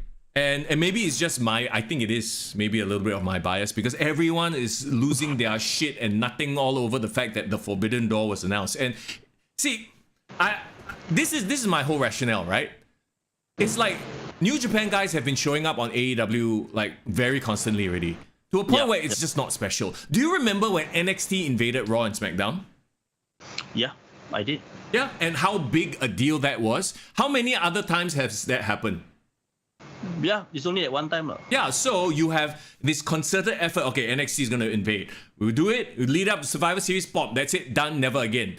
So if it should happen the next time, the second time will be less impactful, but it will still be interesting. Even though NXT and WWE, I mean Raw and SmackDown, technically we all know the same brand, right? Whereas like Ishii versus Cole, ooh, on Rampage. I'm not even getting into the match yet, okay? Just the promo that Adam Cole cut. Remember, we were shitting on the fact that, oh yeah, Tony Khan is going to come out and make an announcement. So he does that. Let's talk about the announcement. He comes out. To his credit, I think he probably heard the criticisms online. He didn't say too much. He invited, was it the president of New Japan? Yeah. Who didn't say anything at all. He's just smart, very smart. Yeah, stood there. And then basically Adam Cole makes all the announcements from there. Yeah, so I didn't know Adam Cole was the official ambassador of New Japan. Exactly. That's my point. I'm like, who this fella? Like all of a sudden talking for everybody. Is he Tony Khan's secretary? Like, why does he have the power to make a match with Ishii all of a sudden? Well, that's one thing. And then the whole Jay White coming out. I don't know, man. It was a very deflating announcement, in my opinion. It was. There was nothing like to build towards it, you know. I mean, okay. To be fair, the big names, quote unquote, the big names, Tanahashi, Okada, all those, they haven't invaded yet, which is fine, right? Like, you save those for the big event and stuff like that. But and Irvin brings this up as well. This, at the end of the day, is not going to bring in new fans. It's just for the hardcore fans, like this is their wet dream. Like, nah, okay, this is targeted at a very niche crowd. Yeah, at the end clearly is, yeah. Yeah, at the end of the day, this is not going to benefit pro wrestling as a whole. You know what did bring a benefit pro wrestling as a whole? Logan Paul. Freaking jackass. As much as we hate to say it, that's what WWE is doing. They're bringing in new eyeballs. Whereas this one, like, I can tell my wife, you can tell your girlfriend, nah, they don't give a fuck. Well, the thing is, if they can't give a fuck about Jackass and Logan Paul coming to watch wrestling, I don't think they give a fuck about a bunch of Japanese wrestlers coming to watch. Yeah. Exactly. I get your point, bro. Definitely, this is just to cater to their existing audience. But I also did say years back, I said like the biggest thing AEW can do was two things. Sign CM Punk and do a New Japan Super Show. That's the biggest thing that they can do. The biggest thing they can do now is sign John Cena. Well, that will never happen in a million years, but sure, that will be a big thing, of course. You never know. Anything can happen in pro wrestling, right? So basically, I take it that you are underwhelmed by the announcement or the manner of the announcement. Which one was it? Irvin says SPW needs to get Sasha in SPW as a heel manager. You know what? If they did, it would definitely generate buzz. Yeah. Confirm. You would definitely, you would short of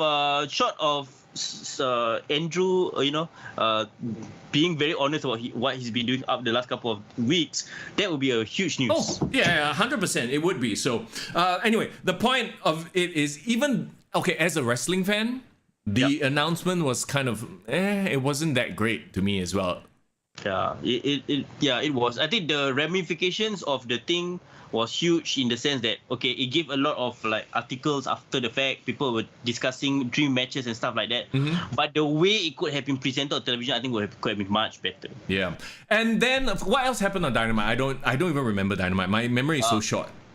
CM Punk versus Dustin Rhodes opening match. Yeah, I mean, hey, we got two veterans actually in there. But at the end of the day, this was just a Shook Sindiri match. It's like it was I guess homage, man. I think they've been giving a lot of Bret Hart love recently. Yeah. Well, they've been trying to court Bret Hart, it feels.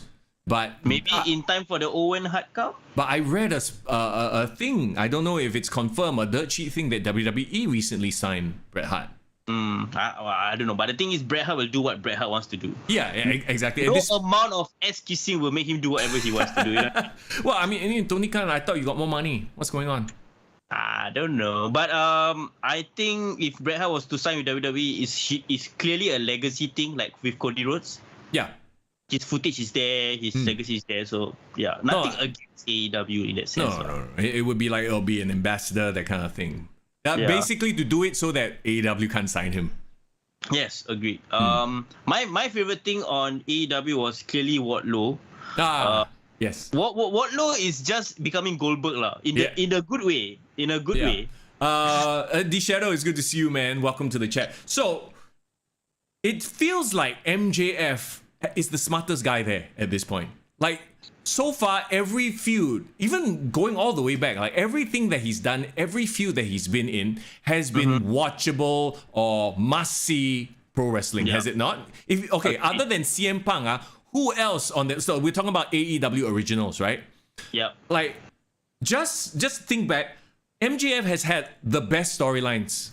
The best feuds, the best thing. Like now with the Wardlow, before that with CM Punk, even the stuff he did with Jericho. Like you talk about the 4 pillars, for example. Darby Allin, maybe number 2, right? His association with Sting definitely helped. Sammy Guevara, there have been ups and downs. Hangman Page, I would say the worst. I mean, I guess if you're talking about 4th pillar, Jungle Boy is clearly non-existent lah. No. He lost this past week to Kyle O'Reilly, which was to me actually quite unexpected though. Also, nobody cares. Unfortunately, because if Kyle O'Reilly won a match as a single star in AEW the first time he came, it would have been a big deal. But... Bro. AEW has the best tag team division. Shut up. Stop. They might have the players. They don't have the booker. Their top champion is the 5th most popular tag team in AEW. How? Yeah. Yeah, you got freaking FTR, Young Bucks. I mean, even Blackpool Combat Club is considered more interesting right now. Yeah.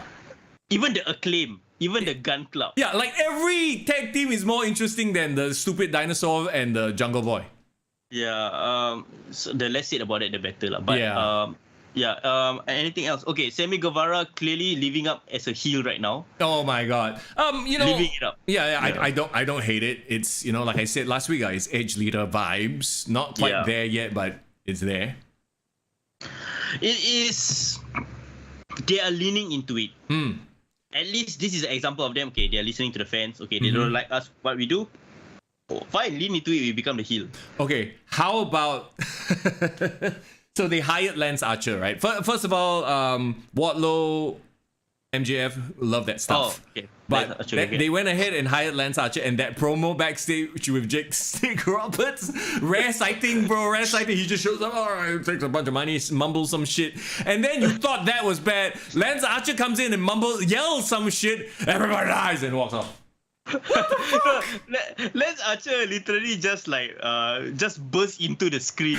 And do you see? I think he slapped Jake Roberts' hand. Like, hey, old man, get out of the way. I want to cut my promo like that. Like they're still together. Yeah. Okay, great. I don't know what he's done for you recently, but it's like, is he his dad or what? He looked a bit like the dementia dad that they had to take care of lah. Yeah. It was weird, but I guess I would like to see that match. Wardlow versus Lance Archer. No, but here's the thing. The way that Lance Archer has been portrayed on AEW, I know exactly how this is gonna go. He's just gonna have a bloody brutal match and he's still gonna lose. He's like the hired gun that comes in like to lose and then fucks off for a while. So essentially what happened this past week with the Butcher. Oh yeah, exactly. So he hired gun. So like I was like, oh my god. It's like I get that you need to throw challenges in front of Wardlow, but build up these people. Like what they've done with Lance Archer just makes it so that we just know this is a filler match. And then of course this is their smart booking. Let's put him on Rampage and kill Serpentico. It's like who doesn't know what's gonna happen here? You know? That's the issue in that sense. This is the same pattern. The Butcher also the same thing. Before his match on Dynamite, he had a squash match on Rampage to showcase his ability. Right, remember, this guy's a threat, Like, let's forget about the fact that the past few weeks he's been jobbing out or on Dark or whatever shit. Non-existent even on television. Speaking of non-existent, the Hardys, their entire momentum is dead. Right now, I don't care if they show up or not. It's like, who cares? I would argue not just the Hardys, bro. Samoa Joe. Oh my god. Hey, did he not show up at all? He didn't do anything this past week. No ROH news, no Satnam Singh, no Jay Little.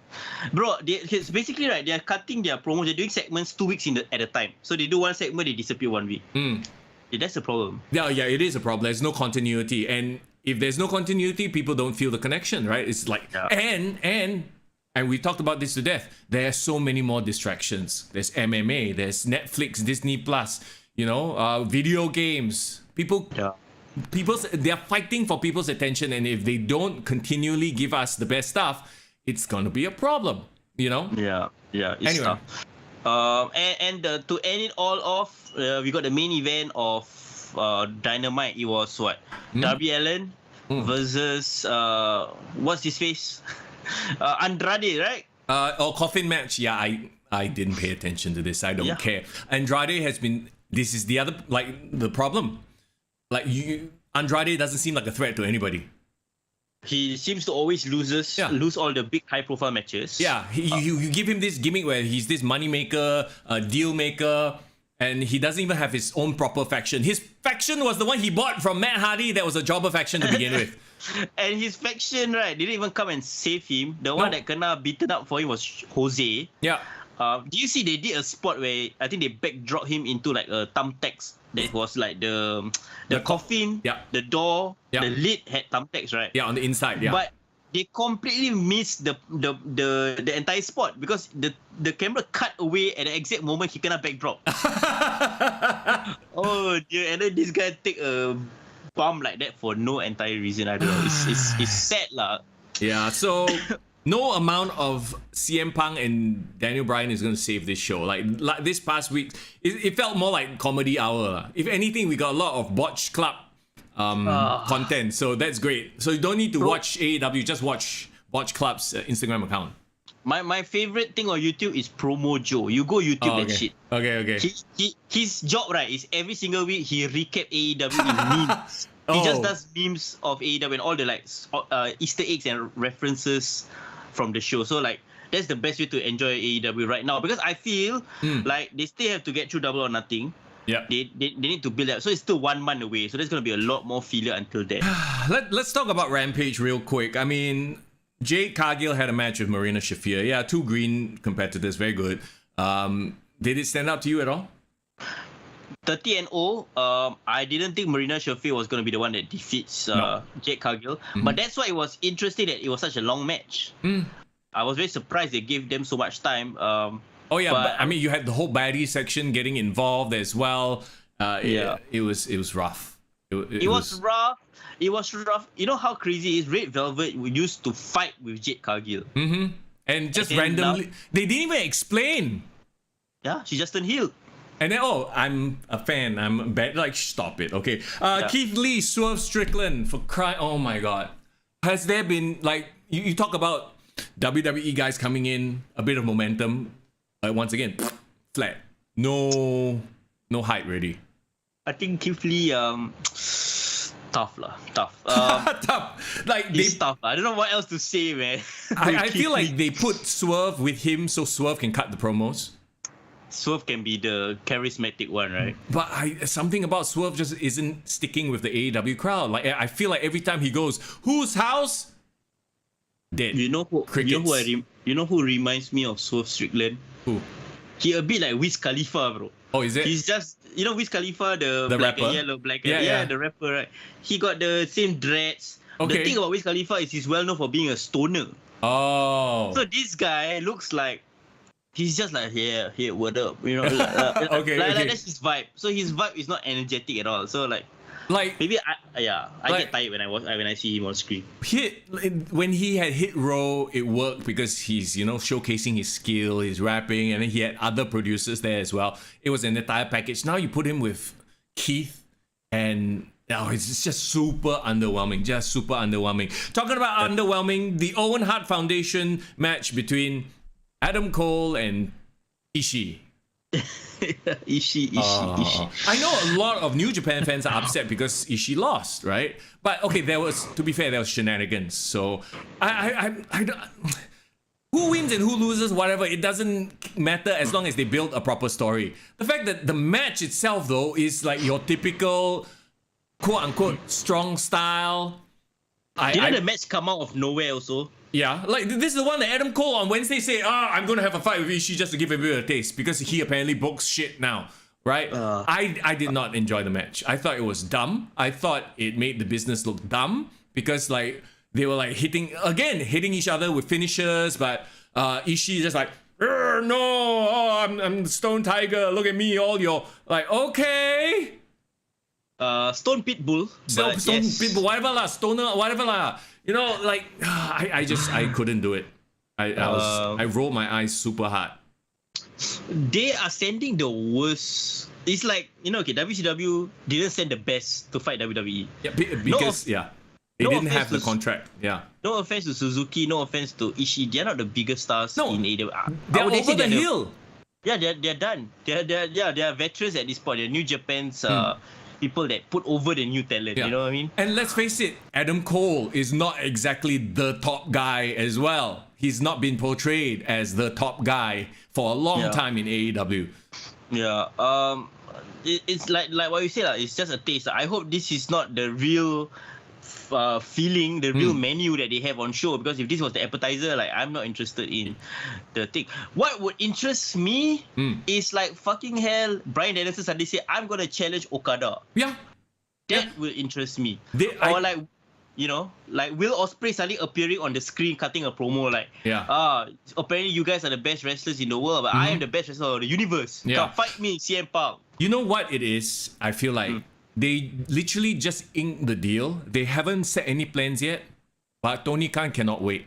Tony Khan, he freaking marking out. He's like, let's just announce it first. The announcement itself is big enough.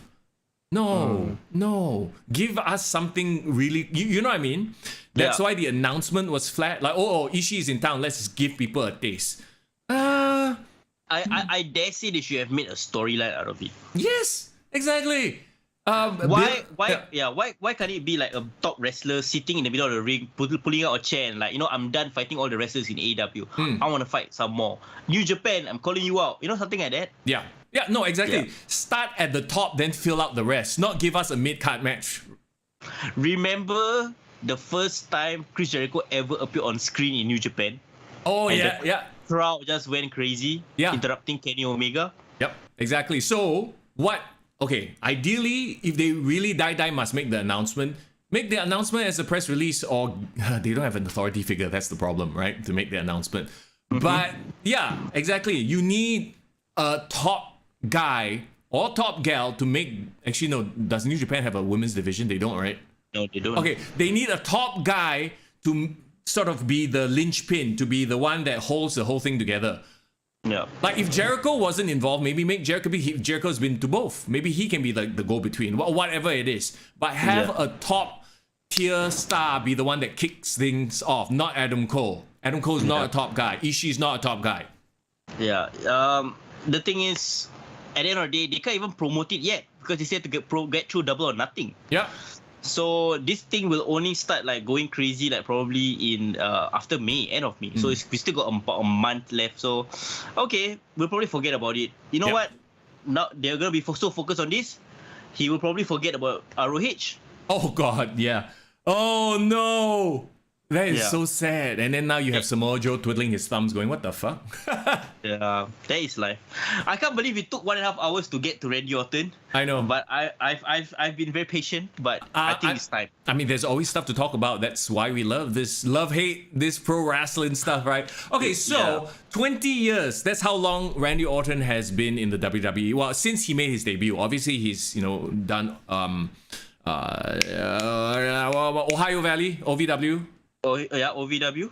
For the longest time. So interestingly enough, and the good thing about the WWE network, you can immediately go and see like best ofs. They always put that stuff. Do you want to kick things off and tell us? I'm trying to pull out the IG story of all the, because I asked what's your favorite like Randy Orton memories. Okay. Yeah, but I can't seem to figure out where is the. Okay, it's under stories. Yes. So okay, first of all, I need to tell you about my relationship with Randy Orton. Like why. Hey, why I have such a deep connection towards the man, right? I remember. Do you remember Raw vs SmackDown, the very first Raw vs SmackDown game on PS1, PS2? Yeah. Right. It was because we for what you had the Here Comes the Pain SmackDown series, right? And then they had a refresh. Then it became Raw vs SmackDown. And I do not know whether you played that game when it came out, 2004, I think. Of course I did. Yeah, so I bought the game and I was like, so I just got into wrestling. Like I was primary 4, primary 5, and I was like, okay, what is this game? Well, okay, so Vince McMahon was there. He was the cover of the game, right? He got Raw and SmackDown on both eyes. And then when the promo for the game started, like what do you call it, the video, like the pre-video before the main menu, right? The intro video, yeah. Yeah. And then it was like SmackDown versus Raw. I can't remember what is it, but like history, like they make it sound fucking epic. And then the scene cut to, but the future is here. And then you saw John Cena and Randy Orton facing each other. Yes, I remember. Yeah, so Randy Orton was like the face of, I guess, the future of Raw, and John Cena was the future of SmackDown. And me as a kid, no idea who these two wrestlers are. No idea their context. I only know Stone Cold, The Rock, like those were the big stars. But I saw these two young guns, and then they look at each other, and then it made it sound like they really are the future. Yeah. And I just like, whoa, this is fucking cool. Like, who the hell are they? So that's when I started watching the shows on a regular basis. And my first ever pay-per-view that I ever bought, WrestleMania 20 on VCD. Do you remember? That was the match where Evolution fought against the Rock and Sock Connection. Right? And all I remember in the promos leading up to that WrestleMania, there was this one promo where Randy Orton had a face-to-face one-on-one segment with The Rock. Okay. Yeah, and they talk about how Randy Orton is like the first third generation star after The Rock, right? And then The Rock said, "Oh yeah, I remember when my dad Rocky Johnson smacked the lips out of your father Cowboy Bob Jr.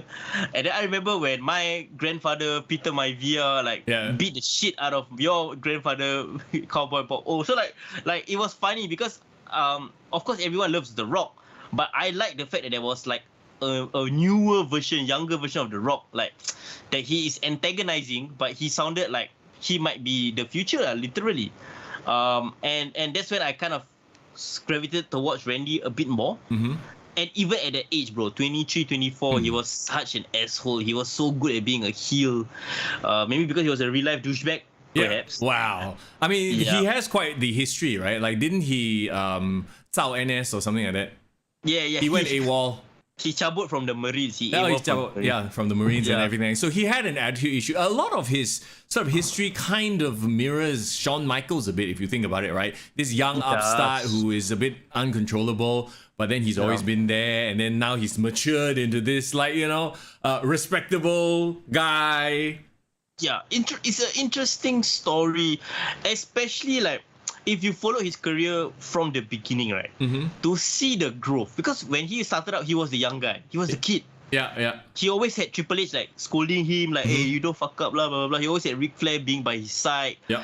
And then his rivalry with Mick Foley, that Cactus Jack Backlash 2004 match. This was the one where he kicked Mick Foley down the stairs, right? The promo was leading up to it, or this was what was leading up to it.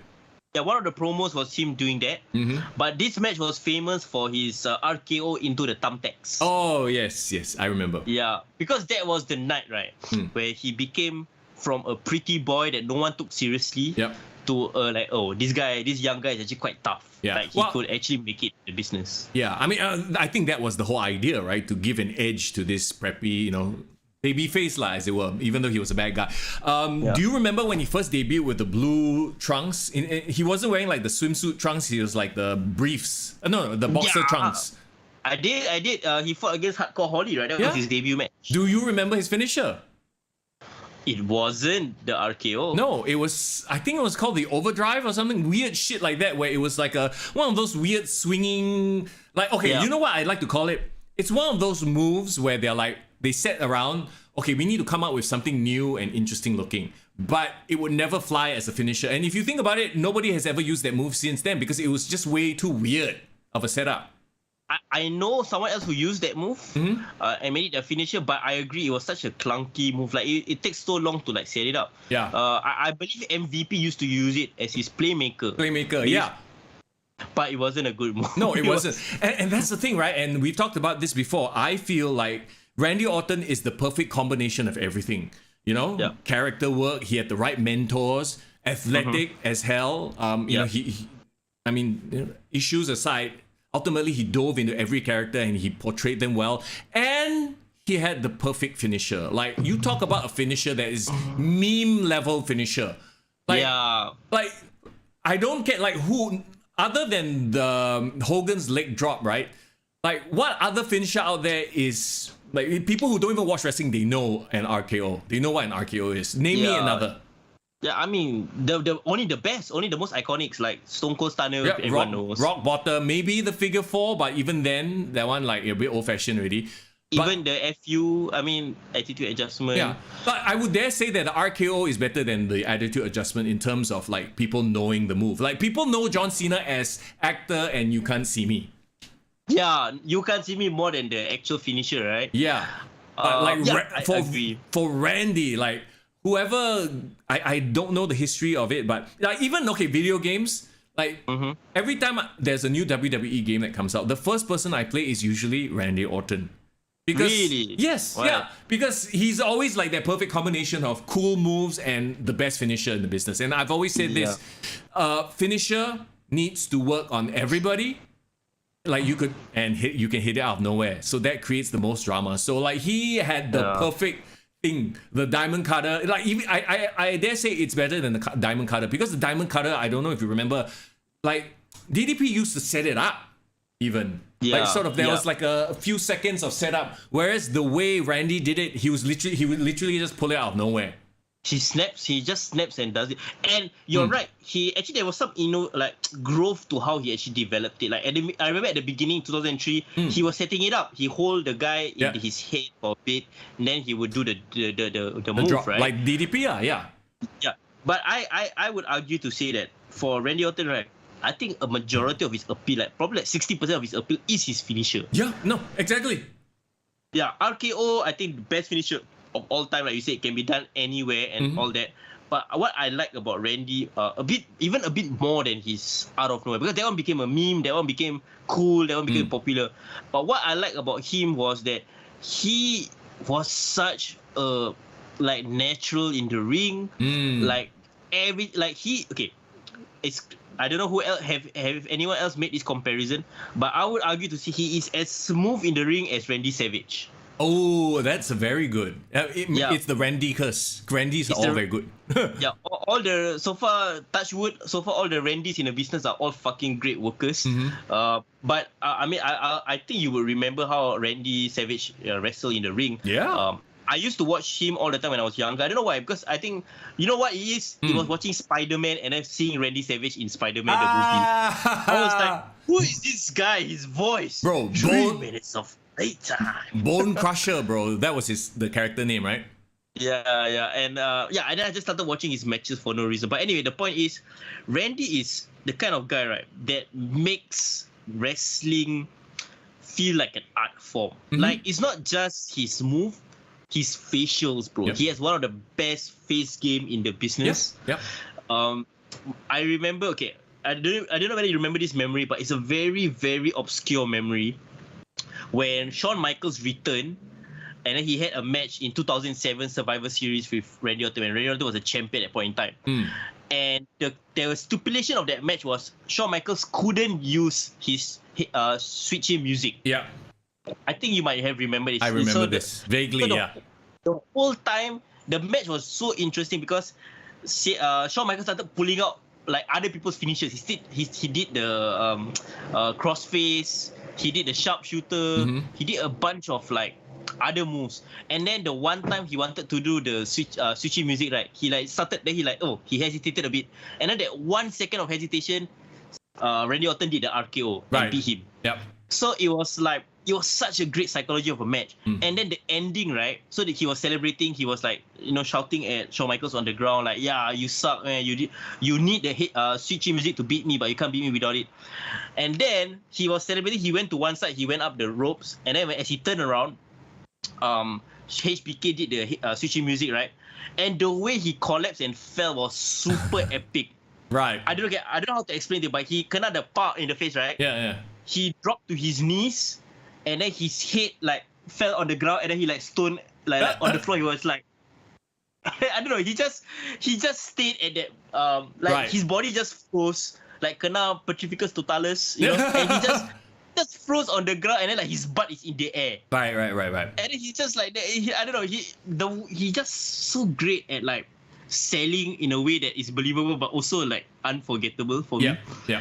So that is my appeal to for Randy. But okay, I just pull out the comments made by our listeners on Instagram. So Shafiq the Slayer 501 said when he first won the World Heavyweight Championship. This was when he was in Evolution. Right? Evolution, fighting against He Who Must Not Be Named.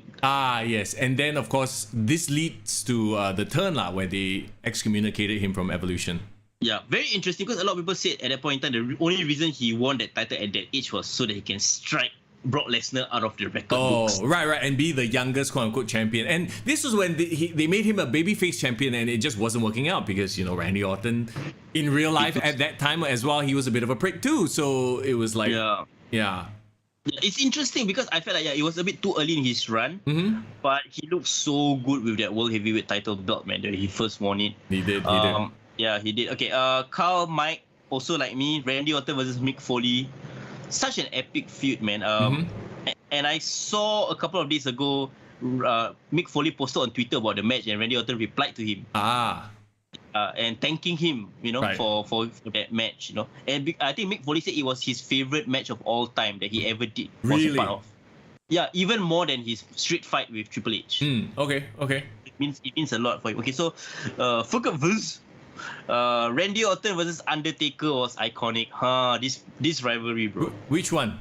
I don't remember this. Randy Orton versus Undertaker WrestleMania 21.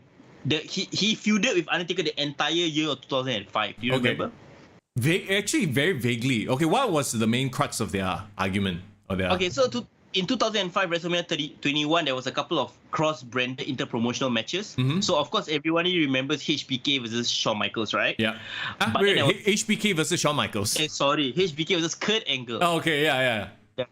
But then there was this was when Randy Orton just left Evolution. He's had a failed baby face turn. Then he started turning back into a heel. Remember he RKO Stacy Keibler? Oh yeah, that I remember. Yes. Yeah, he did that, and then he RKO Jake the Snake Roberts. He RKO like a bunch of Undertaker's rivals from the past. Was this like pre or post Legend Killer? It's pre, right? He was turning. He's already full-blown Legend Killer at this point in time. Okay. So this match he had with Undertaker was best known for the RKO counter from the chokeslam. Yes. Yeah, so he did that, and then they went separate ways for a couple of months, and then they got together again because Randy Orton got traded to SmackDown. And Randy Orton versus Undertaker was for SummerSlam, and this was when he brought back Cowboy Bob Orton as his manager. Okay, I actually do remember this now. And Cowboy always had the stupid cast on his arm, right? Yeah. So that he would use. He used, and then they had another match in No Mercy. This match was popular because this was the match that Randy Orton threw Undertaker into the casket and then he burned the casket. Right, yeah. Yeah, this one you remember, right? I remember this, of course, yes. So when this happened, I think they thought the rivalry was going to end. But then Undertaker returned at Survivor Series of that year because Randy Orton was the final survivor. Yep. That was the Survivor Series right after Eddie Guerrero passed away. So they had a Raw versus SmackDown, and like everyone was wearing the Eddie Guerrero's armbands, right? Yep. So at the end of the match, everyone was celebrating. Randy Orton was like sitting on top of like Batista's shoulders, blah blah blah, and then there was the gong. Yeah. Everyone disappeared. Everyone like just left Randy Orton in the middle of the ring. And then the casket came out. The casket got struck by lightning. It was on fire to recreate the scene of him getting burned, right? And then the thing came out and Undertaker just stepped out of the casket. And then the feud ended with Hell in a Cell, Armageddon. Right. Okay, I think I remember this now. Yeah, the entire year I think was a great. I think because not only it elevated Randy, but Randy had managed to wrestle against a legend and had his father by his side. Right. So yeah, it was a good memory for sure. Bro, the fact that you remember every single detail of this entire feud. Bro, Randy Orton fan, bro. What do you expect? Sure. Go ahead. Who else do we have? Okay, Jinx Curse, the Trickster, right? Trickster, yeah. He said, Legend Killer, Orton versus Cena feud. Wow. And times where he was punting Flair RVD. Okay. So it was popular in that sense. So yeah. John Cena feud and his entire, when he became psycho and started punting everyone for no reason. Yeah, and we all know that the only person who can withstand the punt is HBK lah, but that's a different story altogether. Oh dear, yeah. Okay. But John Cena feud, what's your thoughts on that rivalry, Cena and Orton? The thing with this rivalry is that we've seen that rivalry. It's like Austin Rock, right? Like, which version of it? They fought so many times. It's become one of those epic rivalries, but it's also hard to pin down a specific time that these two fought. Yeah, I would argue, right? This is my personal opinion as a Randy Orton fan. I think they botched the rivalry, bro. You think so? Okay. It would have been so much bigger, been such a bigger deal. One thing, they never had a Cena versus Orton match at WrestleMania. Okay. Then so many times they could have fought, but they didn't choose to fight at WrestleMania. That's one thing. Secondly, when like the first time, right, like they ever came face to face, it was a big deal. Like I said, the video game, like, oh shit, Randy versus Cena is like the future Rock versus Austin, right? But then they just overexposed the shit out of that rivalry. They like 2009, they fought like 5 consecutive pay-per-views. Yep. All different stipulation. And then they traded titles. Like one pay-per-view Cena would win, one pay-per-view Orton would win, blah blah blah. So it was such a waste. So because by the time people were just sick of the rivalry. It's interesting because in that entire class of OVW as well, and in that time period, you had like some of the most amazing talents coming out, right? You had Batista, Brock Lesnar, who else? Shelton Benjamin. Like that is that one class that everyone sort of remembers very fondly. Yeah, and the thing is like nobody expected Cena to be the top of the class. Right? Maybe it's a combination of Brock Lesnar leaving, combination of Batista going to Hollywood. But like even when they were trying to decide who's going to be the next phase of the Ruthless Aggression era, people thought it was going to be Randy Orton. But again, Randy Orton didn't have the discipline. Yeah, he didn't have the maturity. Whereas Cena, he's a company man through and through. Boy Scout, what? So Superman. Superman, exactly. No, Peacemaker. Yes, but I love the fact that I think that dynamic was great because Cena was like a perfect good guy. Randy Orton loved playing the villainous. This was when he became the Viper, Apex Predator. So I can't forget, Botak Randy was the best Randy in my opinion. Right, when he would slither around in the ring. And you know, the way that, like, you have to remember the way, like, I don't know why I can hear Jerry Lawler's voice talk about how he's like a snake, the way he slithers into the ring and stuff like that. Like, when you talk about Randy Orton, to me, I think of that. And then, of course, the multiple RKO calls out of nowhere, you know? Yeah, he leaned into it. Like, I know at the beginning he wasn't a Viper, but I think once the commentators started calling him or recognizing him as that, he started like really becoming like slithery. He became like Voldemort, bro. Yeah, he was literally slithery, and it kind of works towards his finisher as well because it's like a sudden strike, like, you know, like how a Cobra would strike. It's all very sudden, very quick, right? Yeah, I love it when the entire character and the moveset all is like in perfect harmony, Yeah. So it makes a lot of sense. Okay, so continuing, Lincoln also say Randy Orton versus Mick Foley, Backlash. Jason, I hope you're still on the live chat. RKO on Seth at WrestleMania as he went for the Storm. That, I mean, I wonder who came up with. I'm sure there's a documentary out there that they've revealed who came up with that spot. But yeah, I know who came up with the spot. In the documentary they did talk about Seth, it. Yeah, it was Seth. Oh, of course. Like Seth seems to be that indie guy who's like, holy shit, I want to create this moment, this awesome move. Yeah. Well, okay, what's crazy was, right, you have to understand, in 2015, Randy was a bit like checked out of the business. He wasn't really that interested. Right. I think this was when he was just gonna marry the wife, and then he's like enjoying marriage life, don't really care. He's like coasting a bit. So from the documentary, I think it's the WWE 24 on WrestleMania 31. So there was this one segment where Seth was saying like he was trying to put the match together with Randy. And then he was saying like, hey, I think I can do this move. And then Randy was actually a bit against it. He was like, no, just do a normal RKO lah. I don't want to like try something I'm not good at. Like Randy was very set in his way. Okay. Yeah, but then Seth was saying, okay, no, don't worry. I know I can do it. Okay, we can practice it one time. So they did practice it like one time before the show. But then like it looked okay. But Randy said like, I don't think I can get you up high enough. Yeah. Right? To make it look impressive. And then he said, okay, don't worry. On the actual show, I'm gonna jump on your head.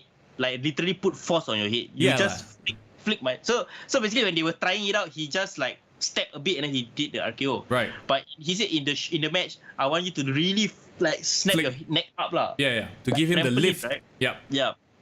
And of course, at WrestleMania, they had like the best lift. Like it literally flew in the air and did the RKO. Like it was the most perfect RKO in the history of anything ever. Yeah, and the flat bump was perfect and everything, right? And what's so funny was during the documentary, Seth said Randy was so surprised and so shocked at how awesome the move went. He actually didn't pee him at first. He was busy celebrating. Right. So like the whole time, so I think Randy was like, yeah, oh my god, amazing. He was just like walking around the ring, and then Seth in his flat state, he was actually calling out to Randy, hey Randy, go for the cover. He forgot. He was too like hyped up in the moment. Yeah. So like that was an amazing. I mean, I thought the best RKO of all time was the shooting star press by Evan Bourne. He did a shooting star press, and then Randy from the ground, he stood up right in time to catch him and do the RKO. Wow, location is everything, isn't it? And time and place, because that happened on a Raw, was it? Yeah, just happened on a normal Raw. But versus Seth Rollins, that one happened at WrestleMania, and that's why that's the one that will live down in infamy forever. Like and another move that, like another counter that lives in my memory is HBK versus Shelton Benjamin, if you remember. Of course. He was the springboard into the switchy music, right? And the way they sold it and everything else, like the only one, like if that happened at WrestleMania, I'm sure that would be on every highlight reel all the time. I remember it was on a lot of highlight reels on Raw for a while, right? What made that, okay, I remember that moment, because you know what made that even more impressive? What? Like, when Shelton jumped, right, you can literally tell that it was so perfect. Like he managed to catch him right at that point in time before he landed. Yeah. So right, by the time he caught him mid-air, right? So by the time he kena the force, right? Yeah. From this, it became a back bump. Correct. So he just kind of folded backwards. Yeah. Yeah. It looks so impressive in that sense. And then do you remember there was this one Hulk Hogan look-alike in the stand?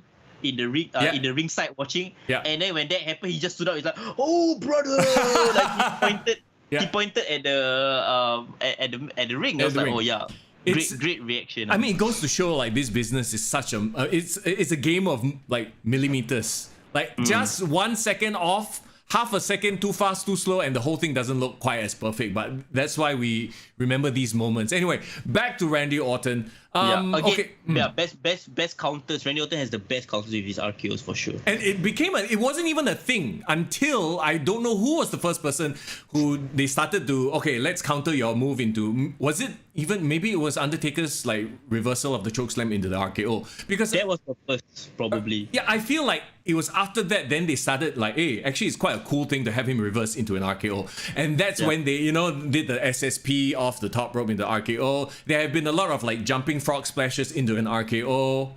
Yeah, one of my favorites is a twist of fate counter into an RKO. Right, yeah, there's that as well. Randy, Jeff Hardy. So like like you said, can be executed anywhere out of anywhere, can be reversed out of anywhere. So yeah, so that's what makes it the perfect move. And he, like we've said before also lah, he feels like the perfect guy because he's so smooth, right? And his frame and everything fits. Like we talk about how certain moves just look weird for people. To this day, I still think that Edge's spear looks weird. I get it, because I think Edge's spear looks like he's hugging him. Yeah, he's way too lanky, right?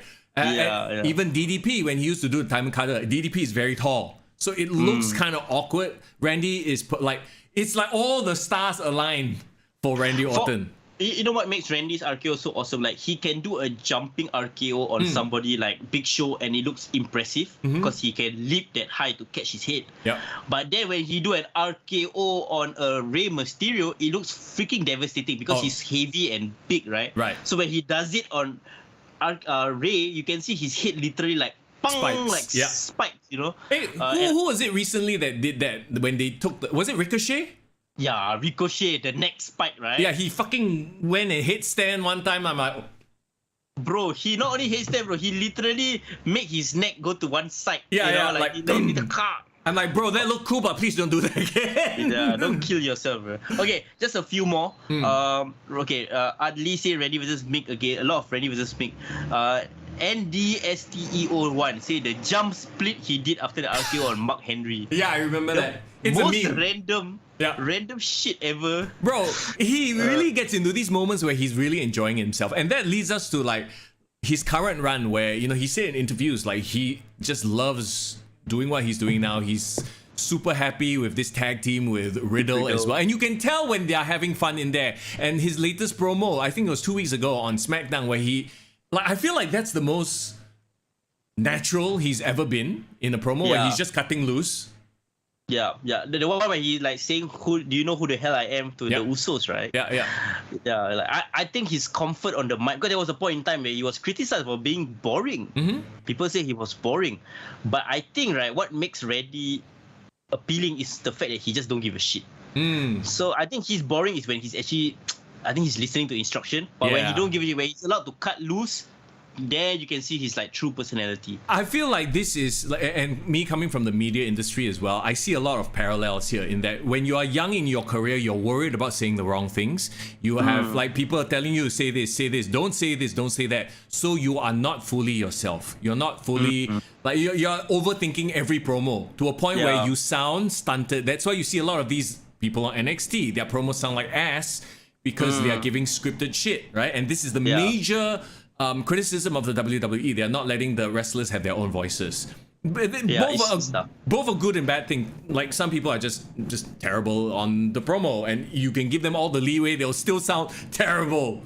Ronda Rousey, we're looking at you. I have a plane flying by. Yeah, I don't think you can hear it. Or some wrestlers need to be in certain situations that they can bring out that personality in there. Like, I think Ronda, if she kena the whole world against her and she's like wants to fight back, then she can have personality, you know. Randy is more like, you know, I don't give a shit. I'm happy. I can say whatever the F I want. Then I'll be super entertaining. You see, it comes with like being there for so long. So he's like, okay lah, I'm set lah. I'm a lifer, right? So he can truly be himself. And I get it that some of the young ones, when they're like, oh, I better told the company, I better watch what I say because they're afraid for their jobs. Randy is in the most comfortable position. That's why he can be like who he is. Like going back to all the way like his first few promos, the like babyface promos. And he got injured and he did the RNN stuff. You know, we'd be remiss not to bring up the fact that this was essentially what shot him to superstardom. Like he was literally your white meat babyface at first, right? You know, with the blue tights and then the overdrive as his finisher and shit like that. And then he got injured. And then he started cutting the RNN promos that was super disingenuous to a point where like, okay, I think him as a heel is gonna work very well. super douchey. He was talking about like how his arm recovered 10%. Yeah, 2% better. Like it's like wow, stop. Yeah. But it was good. Yeah, it was good. But I think one thing about Randy, that why he's such a like great place in his life right now, I think as a veteran, right? I think for the longest time he felt he was so good. He was such a natural that he didn't get along well with people who are younger than him or his age, because he's so much better than them, right? Yeah. And then he was supposed to be the locker room leader when he was still like 29, 30. Yeah. Right? So like when he was the world champion, he didn't feel truly comfortable because I think he had that responsibility of being a champion. So now that he is like really old enough, his age has catch up with his experience. Maybe that's what I'm trying to get at. Yeah, and the pressure's off. At this point, he's just having fun. And I think people do their best work when they are not, carrying the company. Yeah, they're not carrying the company. They don't have anything to prove. They're just out there to have fun. So he's obviously, in a way, mentoring Riddle since they're working together so much. I don't know if the RKO is a good fit for Riddle. Like when he does it, it looks very... Like we talked about, right? He's taller, so he's like a DDB frame. When he does it too, he sort of tucks into like a big ball. It looks weird to me when he does the RKO. The only one time I liked his RKO was when he did it at WrestleMania. Remember he did it, I forgot to who, but he jumped from the side. Then he jumped on the ropes, springboard into the RKO. Yeah. Did he do it to Montez Ford? I think he did it to Montez Ford. Okay. That was impressive because that was the first time he cut an RKO that felt unique to Riddle. Yeah. Because Randy Orton will never do a springboard dive. Yeah. So Riddle did it. So like I think Riddle should be the more high-flying RKO. Yeah. Personally, I don't think he should even do the RKO. He should just have his finisher once in a while, pull off the RKO. But it takes away from the whole. He doesn't look good doing it, and it's Randy's thing. So he hasn't done his finisher for a while. His bro, what's it called? Bro Derek, Bro Ton, yeah, Bro Derek. Whatever. All his finishers were stupid moves. I mean, stupid names to begin with. Ton, then the Bro Derek. Yeah, he haven't done that in a while. So clearly, he's taking the more popular finisher and making it his own lah. Yeah, I'm just not a big fan of it. Okay, that aside, anything else you want to mention about Randy before we wrap things up? I mean, we could go on for another 2 hours, but we won't because we realize that lunchtime is just about over and we need to get on with our day as well.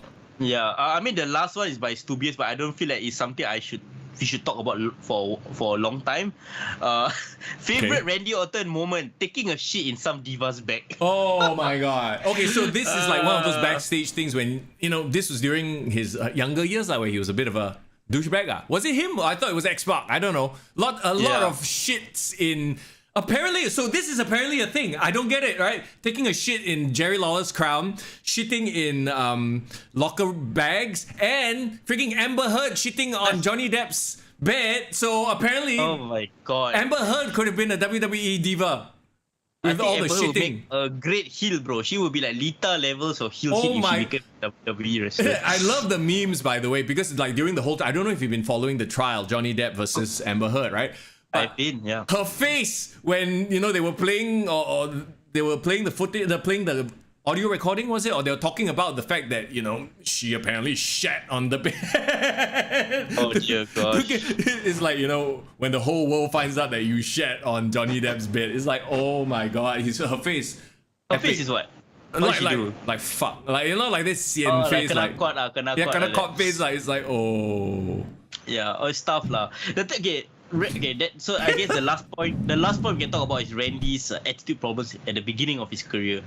Like you said, I think he's just a young guy growing up in a business. He had to grow up too fast, and he's like angry lah. Like fuck, I'm in my early 20s. I can't live my life. Well, not just that too. I'm sure everyone was in his ear telling him how great he is. There's a thing about like your Justin Biebers and whatnot, Britney Spears. They grow up in the business. The limelight is on them the second they were, hitting puberty and whatever. And let's not forget Randy Orton, his dad, his grandfather, third generation. So he's already had all this pressure, all this put on him from a very young age. Yeah, Probably he got the why- pressure. Yeah. He got the pressure, but also he got the talent. So I feel like, I think both sides of that is like pulling him. Yeah, in opposite exactly. So he's directions. probably taken it for granted. Like I said, his family, the people around him are telling him how great he is athletically. So of course he's gonna have an attitude about it. If you surround yourself with yes men, then you never have a proper sense of what is reality. Like your Justin Bieber's, like your Britney Spears, until they grow up and then they realize that okay, this is not how life is. There are people out there who will say no to you, and what you do is not perfect all the time. And that's where you see growth. Yeah, and also like he's I mean, good looking guy, probably gets a lot of girls, so probably he was like that, and then he got drug issues, probably have a high sense of self-worth at that point in time, thinking he deserves all these accolades that comes to him. I remember he actually didn't get along well with like Batista. Batista didn't really like him. But because Batista is actually same age as Triple H. Nobody really knows that, but they are actually the same age. So Batista and Triple H like, this guy is like a young kid, still needs to grow up. Funnily enough, the one that gets along well with Randy the most in Evolution is actually Ric Flair. Yeah, well, I mean, Ric Flair probably sees a bit of himself in Randy. Can you blame him? Yeah, Ric Flair was like, yeah, man, like, come, you follow me, you go drink, go check out chicks, Yeah. But it's crazy how, like I said, like he had to go through so many things. He went through a divorce. He divorced with his first wife. He had kids. So I think all these things had to mature him in some way or another, lah. Yeah. So glad that he's like considered a success story in wrestling. Oh yeah, 100%. Started out with all the talent, but so many issues, and now he's like. Would you say he's the locker room leader in a way now? Yeah, he is, but his kind of locker room leader is the kind I like. Like, he's not trying to be the locker room leader. He just is. He's a bit like Bret Hart in that sense. Like Bret Hart, Bret Hart never tried to like, oh yeah, guys, you must do this, you must do that. I think he's just chilling at the back, chilling with the boys.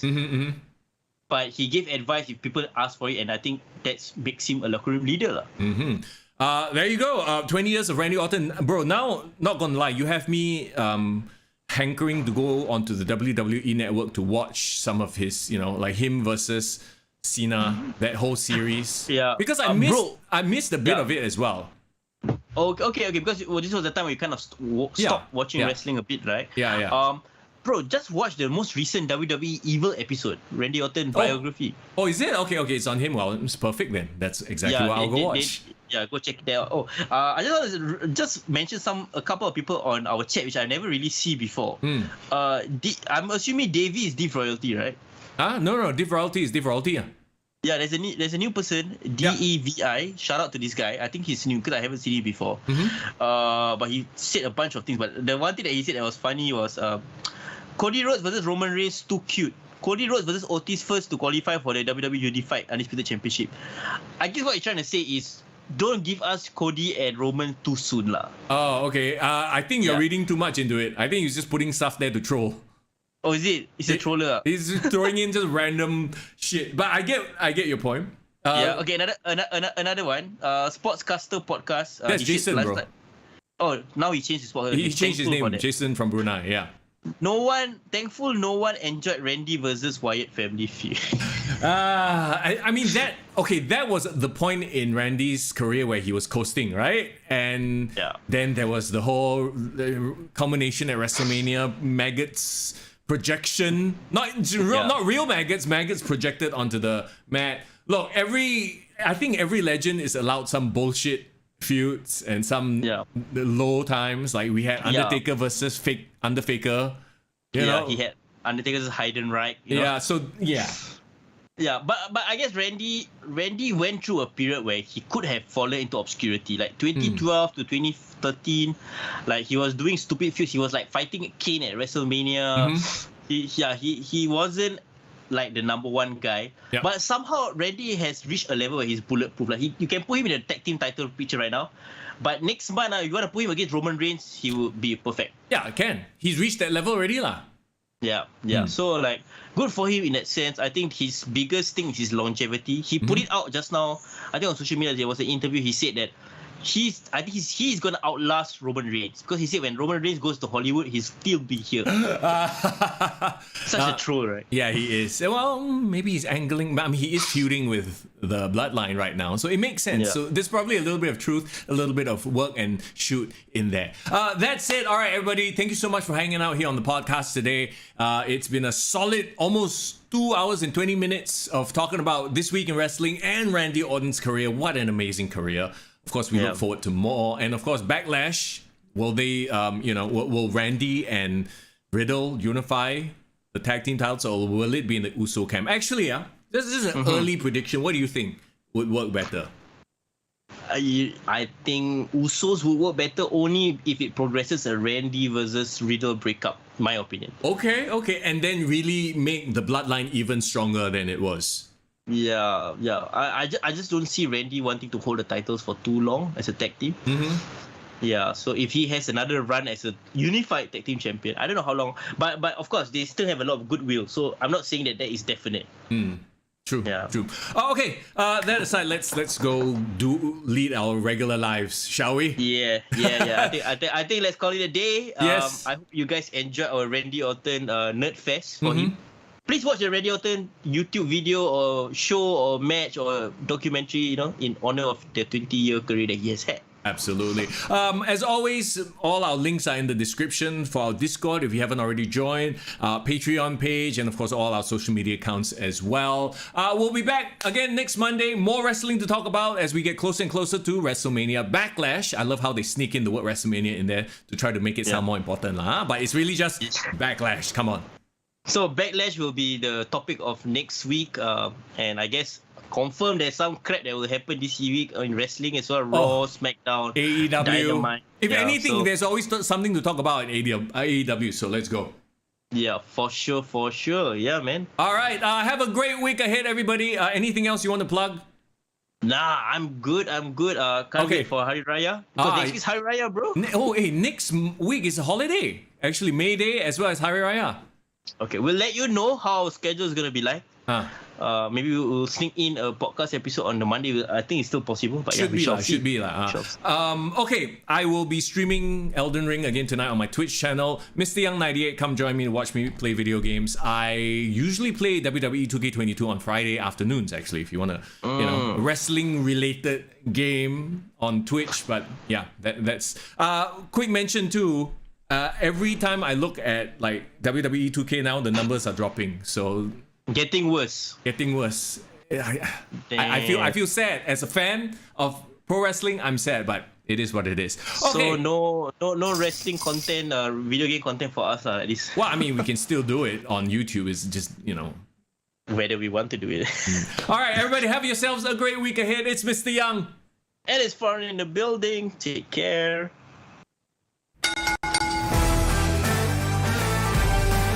Kick to the gut.